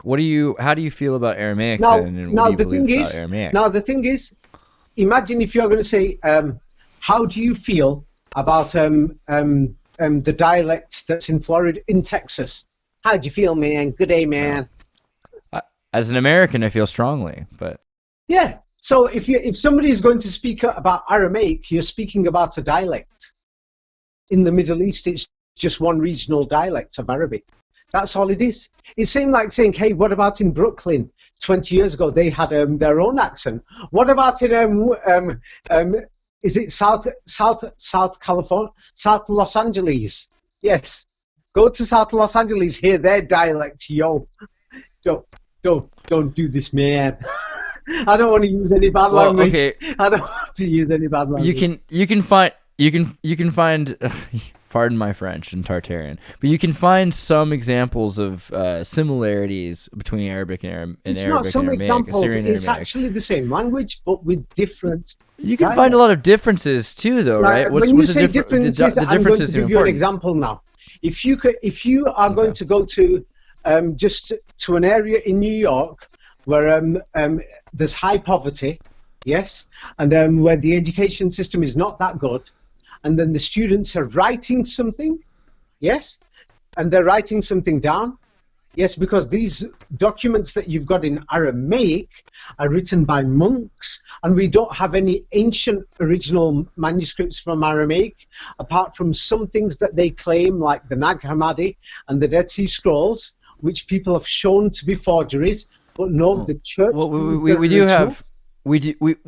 we do have some. Okay, so there's Canaanite and Aramaic inscriptions on a lot of things in Egypt, to giving you that. But Turkey has the as you mentioned steel. The inscriptions. You've got let's go to Baalbek. Imperial, and then what about it? Wait, really quickly. Also, what about Imperial Aramaic? Because the Neo-Assyrian Empire used Imperial under Darius. Darius had of Aramaic. Yes, let's go to one of their major sites called Baalbek. Yes. So same like you mentioned the Egyptians, and I showed you, hey, this temple wasn't even here. They only built it in the last 100 years. Then they decorated it with hieroglyphics, and they're saying this is history. Oh, don't take Baalbek away from me. Are you gonna destroy Baalbek now? I'm not destroying anything. That's not fair. That's not fair. So now, no, that's fair. Because you've mentioned Aramaic, I'm so glad that I learned this. Do you know why? Because I'm so happy to help the world. Now the thing is, let me show you a photograph of Baalbek in 1870.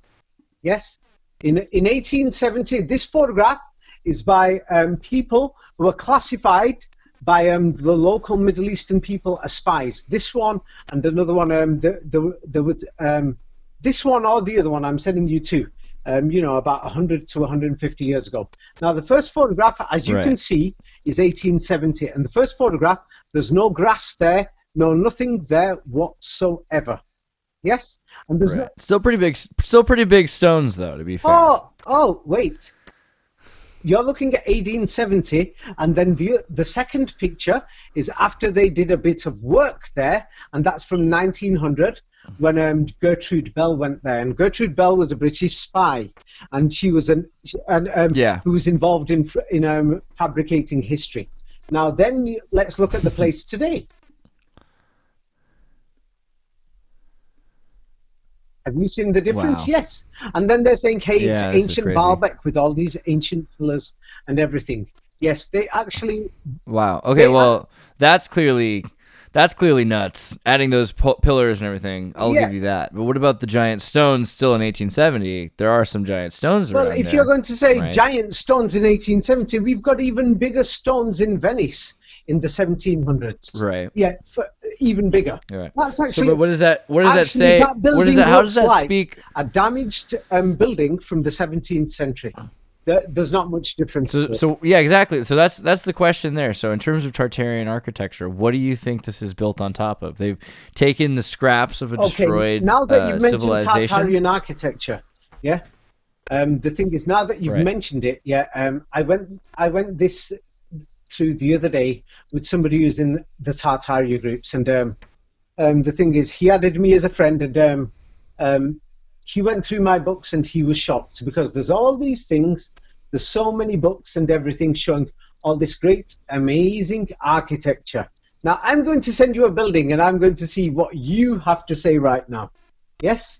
This building that I'm sending you here, you can clearly see that it looks like a stone building. Let me just send you a picture of it. Yeah?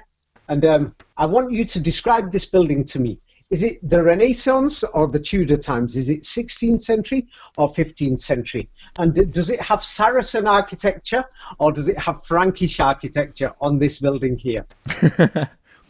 Well, I mean, Ferengi means Frank, right, in Arabic? So I would say this is Ferengi architecture. This looks a bit of both. Yeah.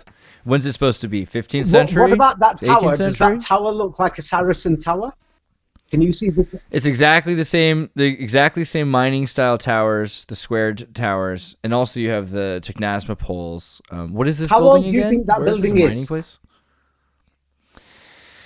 Well, I mean, bricks can be sandblasted. It could be old. I would say between 200 years and 600 years. Okay, now the thing is, how about that? notice on the right-hand side, there's that triangular roof there. Can you see it? Now, those things are common, yes, in many Renaissance buildings in Europe, or buildings that they claim are the Renaissance. Yeah, you've seen them, yes? Yes? Yeah. So now let me show you. I mean, it could be older, too, because the stones look old enough. It could be older, yes. So now the thing is, let me show you this building from a distance, and this is actually going to totally amaze you. Now, the thing is, the average person, they just believe anything online and they don't check it. So now I'm going to send you a better picture of this building, and then people will be able to figure out St. Petersburg and all these other so-called Tartarian cities. Yeah.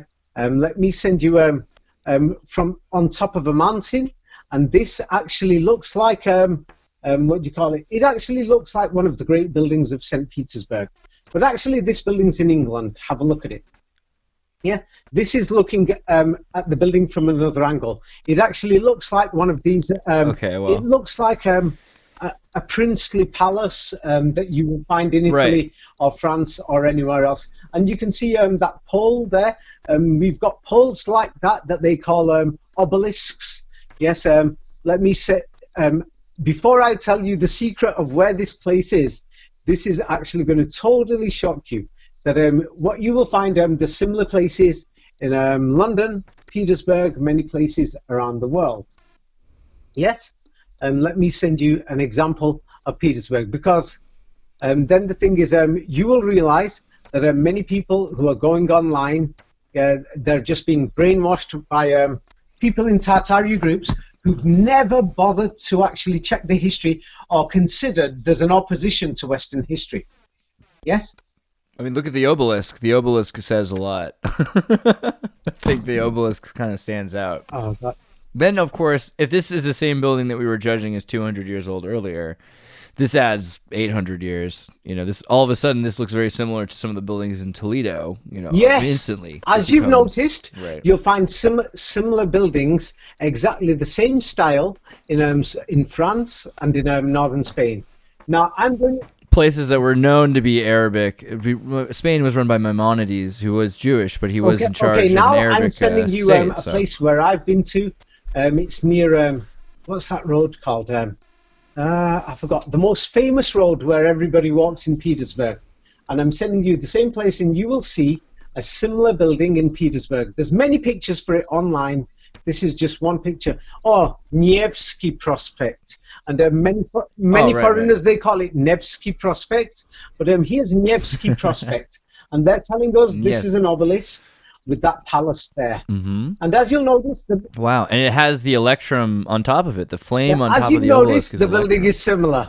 Now I'm going to give the secret away, and then this is when people are going to have to reconsider, the full history of that's going a bit too far in these Tartaria groups, that I think that some people are doing these things on purpose. Yeah. Now let me show you what this obelisk is in that the original place I sent you is actually in England. And the thing is, many of these obelisks, people can find out what they really are. Now here is the real deal. Can you see it? Have you found it? Yeah. It's actually a factory. Yeah, right there. So what I find really interesting is you've got these obelisks, but you also have mentioned mining. Wait, have you not seen it? They look like mining towers. Wait, it's a mining tower. The salt mill chimney? Yes. Yeah, exactly. The salt mill chimney. And I'm associating with an obelisk, right? An obelisk could be a salt mill chimney. All these big buildings that all these people are talking about, brainwashing half the world, saying, look at these smokestacks. No, they're saying, look at these great, amazing palaces. We can't find no plumbing in these buildings. We can't find no water pipes. Freud's saying they built it to be a phallic representation. No, it's a freaking smokestack. It's just a chimney for that factory. It's just a chimney. Have a look at what's inside the factory. Inside the factory, as you can see, is machinery, and the plumbing and the electric lines and everything else are actually not under the floorboard. So, have you found the four new They're pictures? above. Yeah, they're aerial. They're aerial. They're aerial. Above. That's why many of these buildings that. And who are these little children running the machines? All the pictures have children. Oh yeah, in them. they kidnapped them from Eastern Europe because Eastern Europe. She doesn't look very happy. They kidnapped them from Eastern Europe. My book, Orphan Trains, explains how they took them away, and that's why the population in Western Europe started to increase, because they took them as slaves. I mean, it's interesting because the machines, though, they look like they're at the right height to be run by children. Maybe they're small people. Can you not see what I've just shown you? I've shown you the Saracen Tower and the Frankish Tower. Yeah. It's a hoax. Have you? Wait. Have you not just seen what I've just done and I've demonstrated to you? Yeah. I've just shown you that half these Tartarian buildings are not Tartarian at all. Nothing to do with free energy. Nothing to do with big giants or big doors. They were just factories. I mean, well, hold on. If you have a geothermal energy source that's running through a chimney, that's free energy. I mean, that's exactly what right now they're talking about: geothermal smokestacks to power they're talking about that electric right cars and I'm towns. talking about many of these buildings that they are claiming that if they're mining facilities produce energy. Factories. I mean, yes. Well, the other thing I'm noticing is all these pictures are. So this shows how far they've gone in telling lies. And now the thing is, it's got inside the Tartaria groups. The Tartaria groups are not going to find out the truth unless if they go back to the source and the beginning of this subject that went round like fire. Right. Anatoly Fomenko. Right.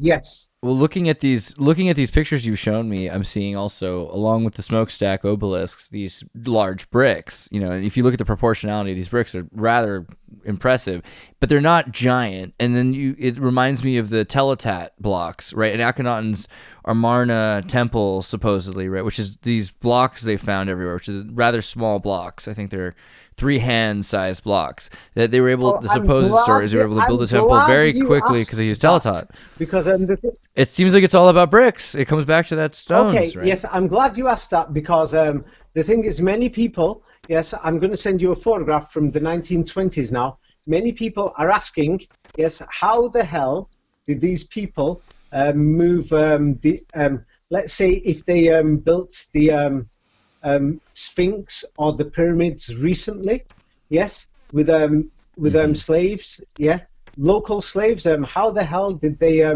move these big bricks? Well, the great thing is, well, they were talking about. I've seen, buoyancy for some of the bigger bricks, but then this is a lot smaller bricks. So. Now the great thing is, the best thing is the people who created the fake monuments. What they did is they took souvenir photographs. So thanks to them, I've got the evidence. Now I'm actually sending you pictures from the Giza Plateau, yes, in the 1920s, yes, and people will have to look for this themselves. They'll find it. They'll have to translate into Arabic on Google Translate and look for the images, photos, videos on Egyptian television. Now here is at the Giza Plateau in 1920. There's workers there with modern metal or some type of bars, and they're lifting and carrying a big block. Can you see it? Have you received that? Like a tire. It looks like a tire. They're lifting it with a tire lift. Yeah, I mean, but the thing is, on a rail, and they're pushing it on wheels. Yeah, so that's what they're doing. And then here you will see on the left-hand side. There's workers there. There were slaves, the British, French, Italian empires. You'll see there's a man with a stick, and he's just hit that slave on the shoulder. Oh my gosh! What the heck? Yeah. Oh, okay. The full video is on my it's on my Facebook timeline right now. But more information is in my book, Ancient Egypt. Yeah, it's actually there. You can see though. This makes perfect sense. You've got a tire rack, Archimedes you've just lever. Seen the evidence with your own eyes. That's from the 1920s. Right. They're moving one of these blocks on the Giza Plateau. Yes. So I look at all these stories like Josephus, Manetho, Archimedes as trying to give us some credence of what happened in Tartaria, because they're saying, oh, these guys went to these places that were essentially Tartaria, and that's why we know about the lever or buoyancy or math formulas.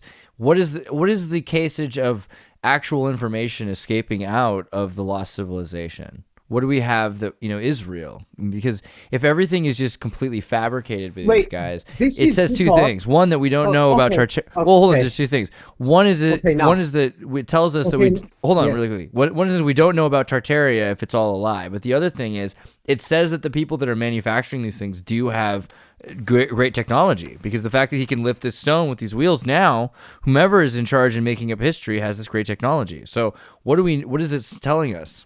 Now, the thing is, you've asked many questions in one question. That's why I thought I'd stop you at the first question. So which one do you want me to answer? I can't help it. You're just going to have to go with what you feel. That's like asking several questions in one go. Yes. Follow your heart. Yeah. So that's going to be difficult to answer. But let's get to the bottom line. So you're saying, where do we start? Where do we go?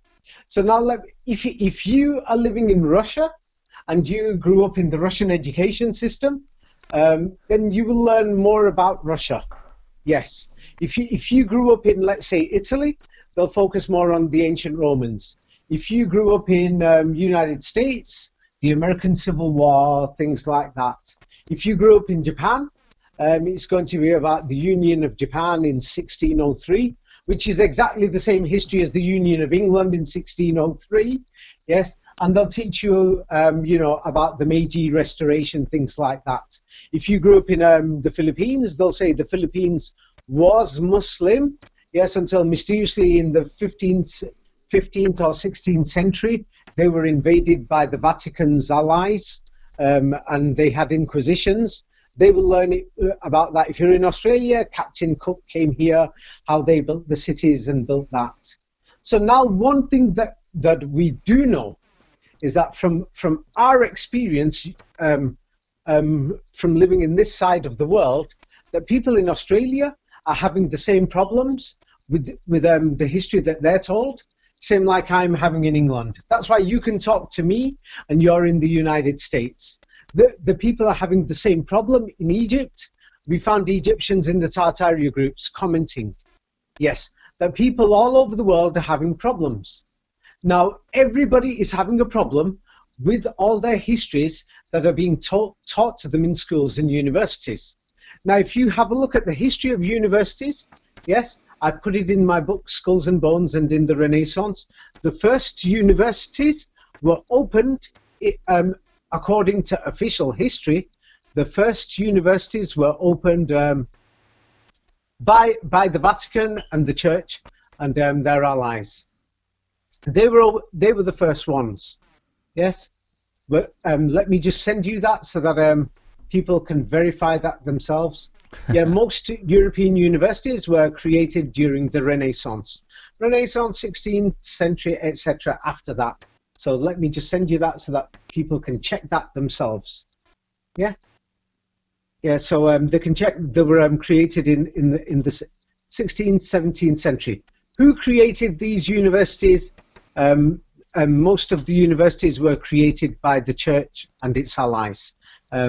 You'll find that in who created the first universities. Let me send you this. You can check this in Oxford University. Oh wait, let me send you one of their biographies. The first universities were opened by the Church and its boys. Yes, so they opened the first universities. Yes, and they were opened during the Renaissance. Then they practically had a monopoly on the manuscripts, and the Jesuits and the rest of them, they opened the rest of the universities. Yes, so the thing is, and then it was Christian organizations that ran all the schools in England, America, and everywhere else, based on the manuscripts that were created by the Church and its allies. Yes, and then all the colonial universities in India and China, they're the major universities in that side of the world. South America were opened by the British, French, Spanish, and Dutch. Yes, and they had contracts with the Vatican. Yeah, they had agreements. Yes, after the Renaissance, in the 15th and 16th centuries, that everybody thinks the New World Order is maybe a hoax or something. But let me give you an example. When the Church and its boys, the churches, invented and wrote something called the New Testament, they called it the New Law. They wanted a new system. They wanted a new world. They wanted a new world order 500 years ago. And they said that the old law is the Old Testament, the old world order. And they still have not yet to this day fully established the new world order. So what happened is that the Vatican made agreements that you can check these agreements. This is not a conspiracy, not something I'm making it up. It's even in Wikipedia. Yes, they started making agreements in 1479, 1493, 94. The first few agreements that that involved the Spanish, the Germans, and a few others. You know, the Holy Roman Emperors, or the nobility in Europe and the Vatican, that they're going to invade the world and divide it between them. Around that time, the Jesuits were formed, and the Jesuits went along with the colonial militia, and their duty was to convert Muslims. Now, the strange thing is, the Jesuits went to Canada. The Jesuits went to the United States. People don't know this, but the Inquisition that's looking for the Muslims was in the United States.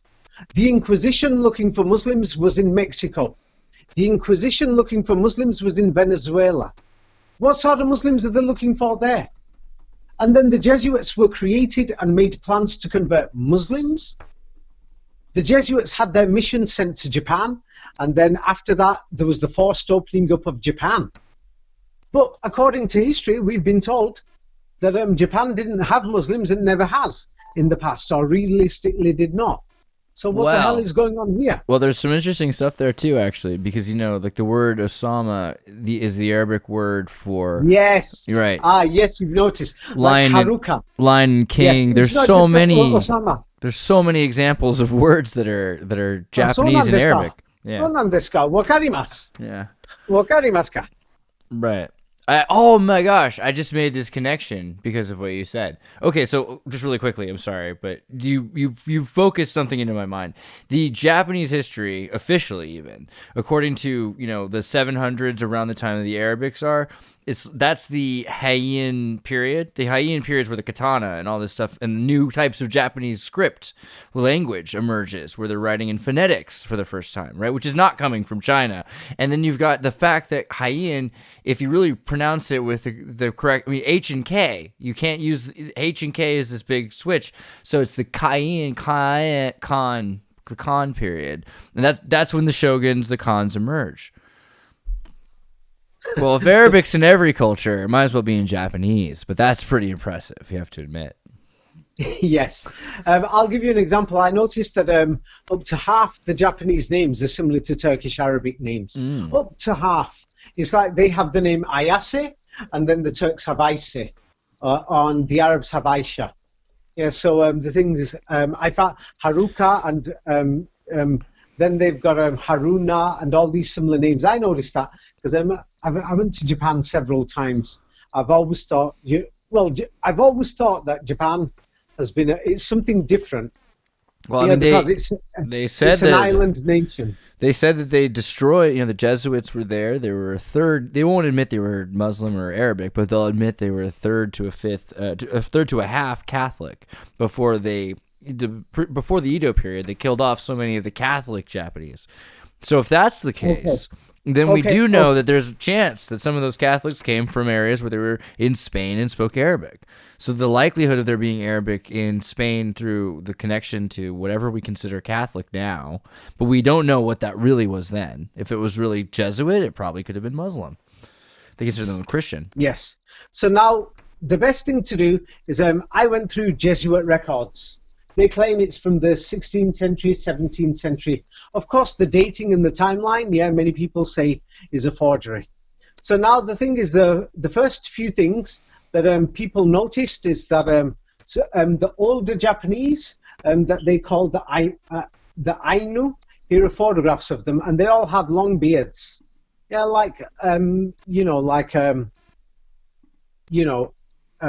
some of these people do in Europe, and the Japanese don't have big beards. So now let me send you some documents made by European visitors to Japan. Here is the King of Japan in the year 1780. I've just sent you a photograph. He's Ainu. He's an Ainu indigenous. So the Ainu indigenous were not Asian looking. Yeah, but now I'm sending you pictures of historical documents of Japan.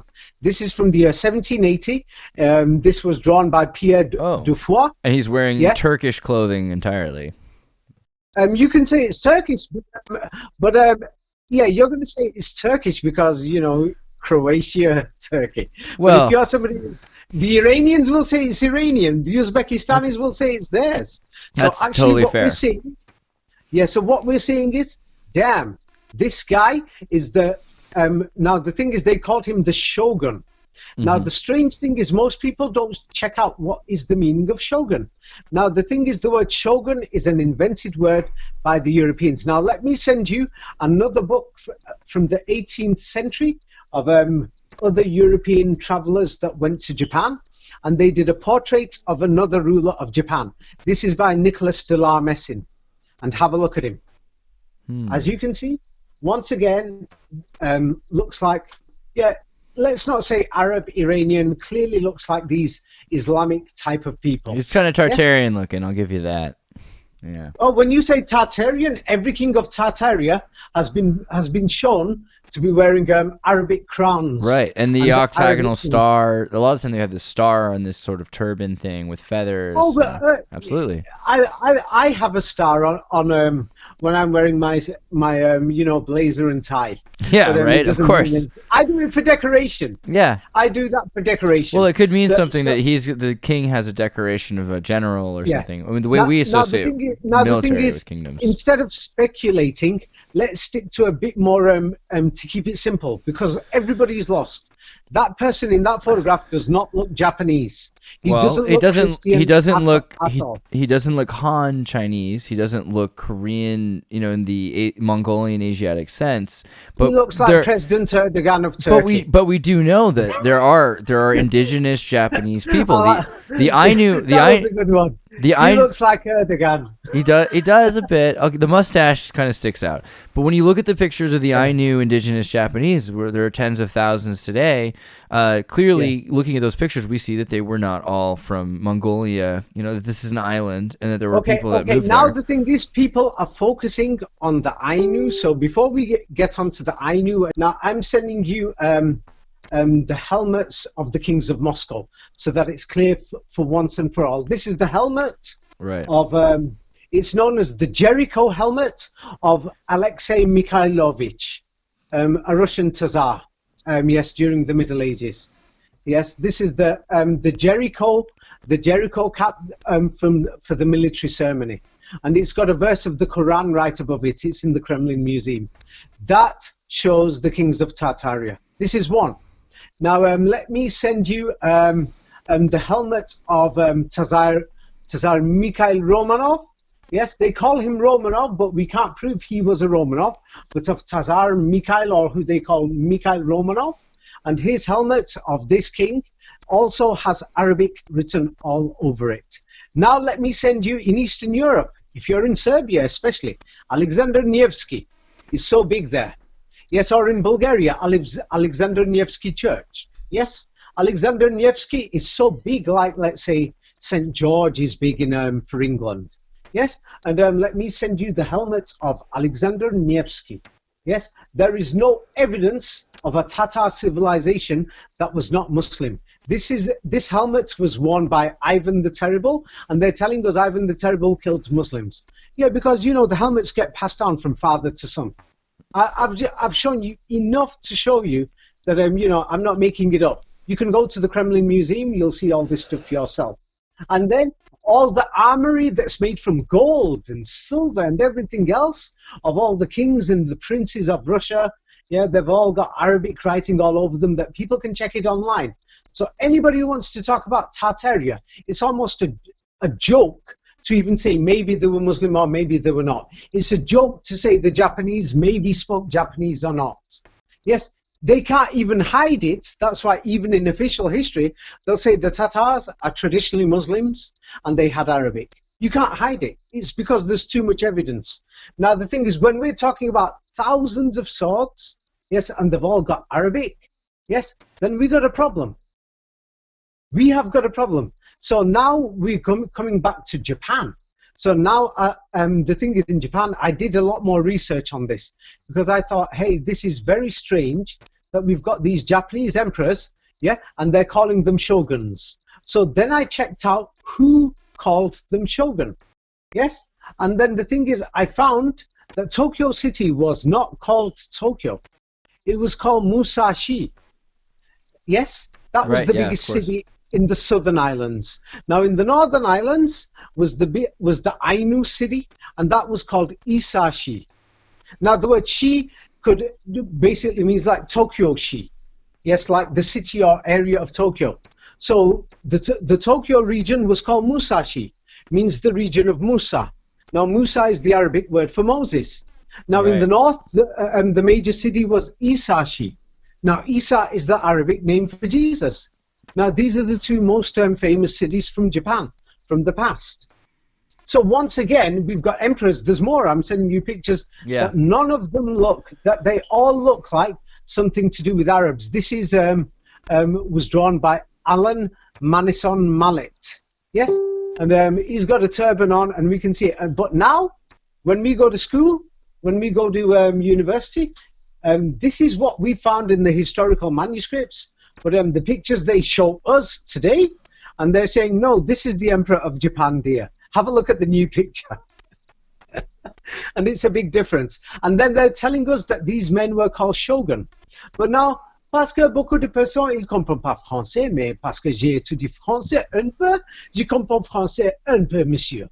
Quand je regarde le nom de shogun en français, yes, the name shogun in French was written X-O-G-U-N. Now, the strange thing about X-O-G-U-N, it sounds like shogun today. But then the thing is, in the 17th and 18th century, many people wrote the word kogun with an X, not with a K. So now, and the G was pronounced Kahan, and that's why it was called Khan. Kahan or yes. Khan. So right. now the thing is, I'll write it down for you. So what they did is, in French, they called him Cowgun, and then today they called him ex-Shogun, and then today they call him Shogun. The pictures are a total forgeries, what they're showing us today. That the paintings we've got today of the Japanese are forgeries. So as you've noticed, the word Khan is the word king in English. So the thing is you know, as you can see, it had something to do with Islam. It had something to do with Islam, and everyone knows that the cities in Japan and the civilizations were wiped out. Yes, and the thing is, if people are going to say, hey, in Japan and Korea, these civilizations have been there for centuries, really? Oh, don't worry.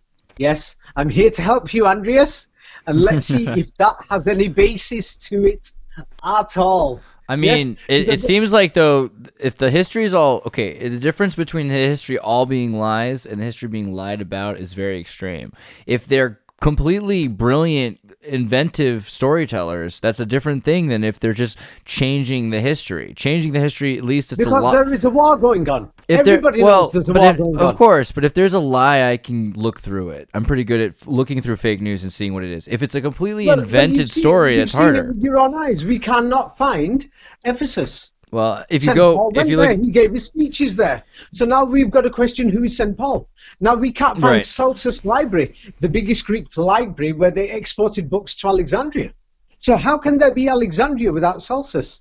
It's same like saying that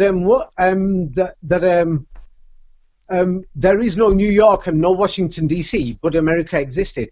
No, for America to exist, the full history must be there. So the history that they've told us, we cannot find we cannot find Athens. We cannot find it. And now what's even worse is that South Korea itself. Now the thing is, South Korea and Japan, yes, and the Japanese history, because I'm going to go next door so that people will know this is global. Here is a photograph of the city of Seoul in South Korea today.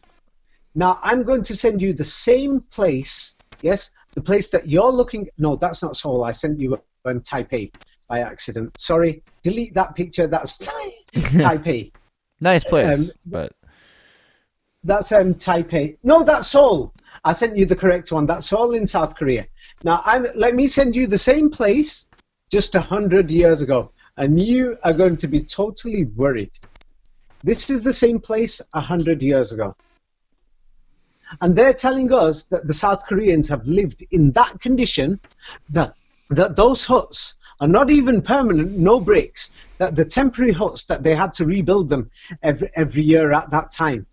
That and then there is another thing to show that building. There's a giant Chinese style fort in the back too. Oh, that was built by the Japanese colonialists, but they're Right. going to tell you that that's centuries old. That Yeah. what happened is they built that, and then you can find other construction photos of the full place, that there's nothing there in Seoul. And then you will see that the women are wearing these white cloth from the Industrial Revolution after that. This photograph's from around 100 years ago I've sent you, of the women wearing cloths, and then the wood has been made by machinery and imported there by the British, French, Japanese, Germans, Russians, and all these other people from Hong Kong. That the colonial empires, they're just building this place. And the people had just arrived. They just arrived. Yes, this information is in my book, Tatar City. Now, the point I'm trying to make about the thing is that they've just arrived. It means who was living there before, or did anybody even live there at all before? Now, this sounds like it's not important. It's very important, because, or otherwise we are not going to understand the history of Japan. And another big scam that nobody is talking about is everyone talks about Tartaria. What about the last great Tartarian city? Only collapsed in the year 1900, called Tatar City. Today it's changed its name to Beijing. And then they're going to tell you there's all these great Chinese cities and everything throughout China. Yeah, I've been to over 100 cities, maybe 150 cities in China, because they got too many.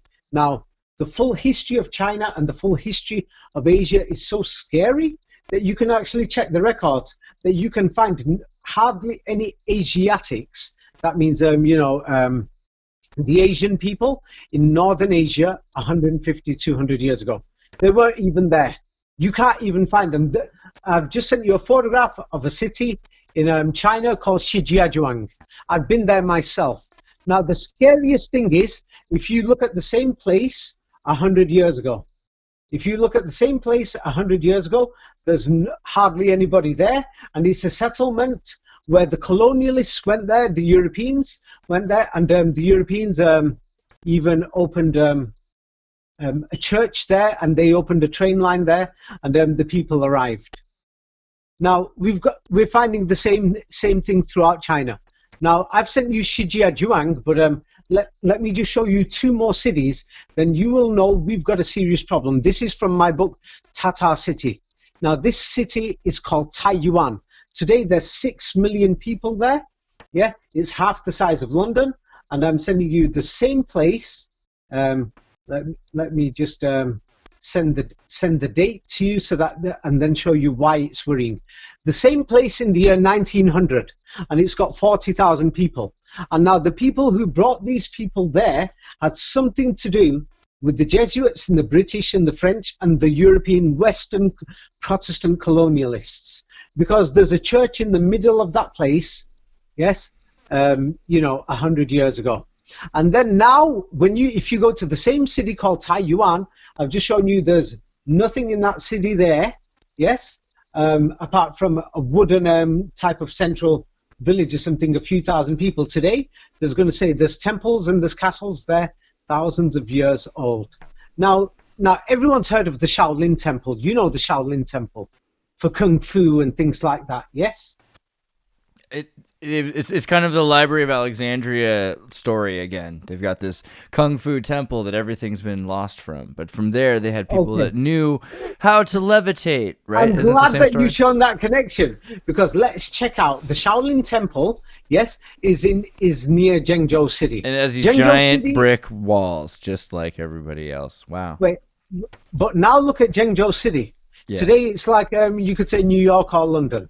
Now, I'm sending you the same place in 1920, and there's hardly anything there, just a few thousand people there that just arrived, and the middle of that village, yes, everybody's living in these huts made of straw and everything, is, a Jesuit or Protestant church. But now when you go there today, they're going to be telling you, hey, there's ancient temples here, Shaolin, hey, we found these Buddhist monasteries here. There's a lot of people all of a sudden, though. So what's the plan? You're bringing in on trains foundlings from where? Where are they all being created from? This is explained in my book, Tatar City.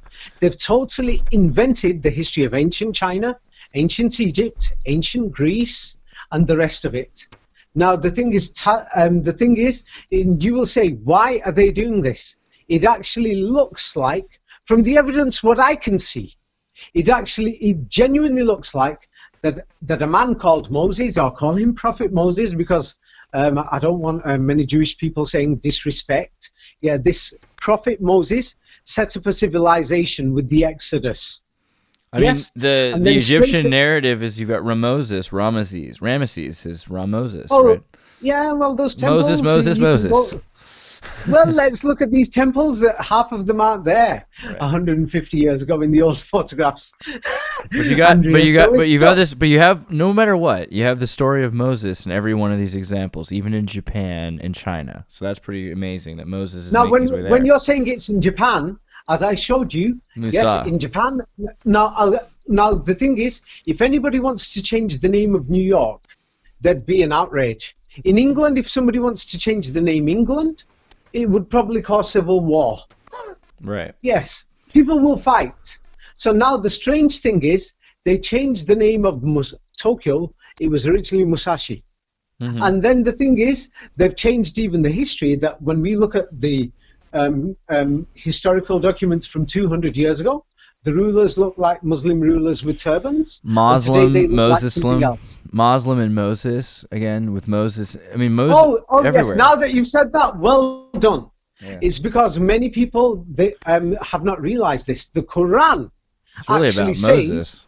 Yeah, the Quran actually says Moses was a Muslim. Right. And it actually says that Moses and Jesus Christ, that they were... that Islam, Muhammad, came and joined Islam. Yes, Yeah. and that he was another leader. Now, the thing is, when people use the word prophet, it becomes a bit difficult. Let's use modern words. Yes, according to the Quran, according to the Bible, it's got a mystical definition of prophet that people can't seem to describe what it is. Right. According to the Quran, it's more simple. A prophet is somebody that God gave him technology, science, history, and morals, and a system of conduct. The Quran gives a different story. Now, for example, in the Quran it says that King Solomon, he received information and technology, and so did King David, for science, for construction, for technology, for mining. This is what the Quran says, that humans on earth, we didn't know anything, and then we were taught this. Yes, and then the people who were prophets were, in the modern sense, professors. Now, the word prophet actually means a professor, but somebody who's divine. So, but this is how the Quran portrays these men, that they were intelligent people. They fought for human rights. According to the Quran, Moses was fighting for freedom from oppression. This is how the Quran portrays Moses. Now, the story in the Western world shows other things. Yes. Now, the thing is, the Quran actually shows some other things as well. Yes. But the thing is, the Quran shows a totally different history of the world. Now, going back to Japan so that we don't get diverted. Yes. Right. So the thing is, when you're talking about Moses in Japan, it does not use the name Moses as it's described according to the modern Hebrew language or Latin, but in the Arabic. Okay. Now the thing is, language is a very big topic. Yes, because if you're going to talk about it, because they say that these changes that happened in Japan, they came through Korea, and as I've shown you, something's wrong with the history of Korea, as it looks like the people just arrived there only 100 years ago. Right, yes? And they worship the moon, right? They have like a folk tradition with a moon goddess or something, which seems very Roman. But when you look at the photographs of the people who are living there, what sort of tradition do you think people have over there? Now, if you want to actually compare those people today, go to somewhere like, let's say, Venezuela, for example, or to Colombia, and go to some of the villages where people are still living in similar types of houses. Yes? Mud brick. And then you'll see that they've got no worship system whatsoever. But somebody from the outside will come and say he's showing honor and worship to this stick or to this idol. But they have this idea. They have this idea of weather being important, at least, is it not? I mean, because you have to remember. This is the thing. Okay, this is something I found because of you also. When you're talking about 19 and the importance of 19, looking into the tri-seasonal Egyptian calendar and all this other stuff about calendars around the world, the Hebrew calendar, the Jewish calendar is a lunar calendar. And so it does not synchronize perfectly with the solar calendar, except that they've set it up to do so every 19 years. So the 19-year cycle is the lunar-solar elliptical. Yeah, and Metonic cycle. Right. Yes. So it's interesting that the Metonic cycle is the 19-year cycle, and that this is also something that matters to the Koreans because they're obsessed with the moon and they're using the lunar calendar. The similar also Muslims use the lunar calendar as well. Okay. Now, the thing is, languages and calendars, those things will need a very long time for them. So the thing is, we focused on many things today, so I think we should just leave it at that. What we'll do is, for the benefit of people, like today I went through a few things from a few comments what viewers have said. So what we'll do is, because, for the advantages of people who joined your channel, what they should do is send you a list of questions and on the next topic that we do, and if it's within that list, what we'll do is from that list we'll look through what's relevant for that topic, and then we'll answer their questions. But anything I've spoken about today, I've made it clear that I cannot say everything within one video. So some people who comment and criticize saying he didn't mention this, he didn't mention that, he's not clear on this, he's wrong on this, he's right on this. Wait a minute. Read the full information, research it yourself, or read my books. If you don't want to read my books, you're welcome to go and research everything yourself. Now, if you're going to look at, instead of one monument in ancient Egypt, go and look at 100. And look at the photographs 100 years ago of 100 monuments. Then come back to actually make a statement, yes, and say, hey, this is right or this is wrong, or I believe this or I believe that. It's actually wrong to make a judgment on something. It's like, you've invited me to speak because you know that I've checked these things. Or otherwise, if you invited me to speak and if I hadn't checked so many things, then it would be ridiculous. You know, somebody will say, why have you invited him? He's got no evidence, supporting evidence. He doesn't know what he's talking about. Yeah? You've been around the world and you've seen a lot of things. I think it's worth hearing your experiences out and your perceptions. But yeah, guys, super chat your questions if you want to hear them answered first. And make sure you comment and like and subscribe and share this video with everybody so the word gets out there. Yeah. More from David Ewing Jr. Up. Yes, it's a very challenging conversation that you're bringing these things up, because now the viewers can actually learn, yes, many things, and yes, they can benefit from it. Yeah, okay. It was great talking to you, Andreas, and hopefully we'll talk next time. Yeah. I can't wait. It's going to be awesome. It always is. Yeah. Have a great night ahead. Okay. Yeah. Bye.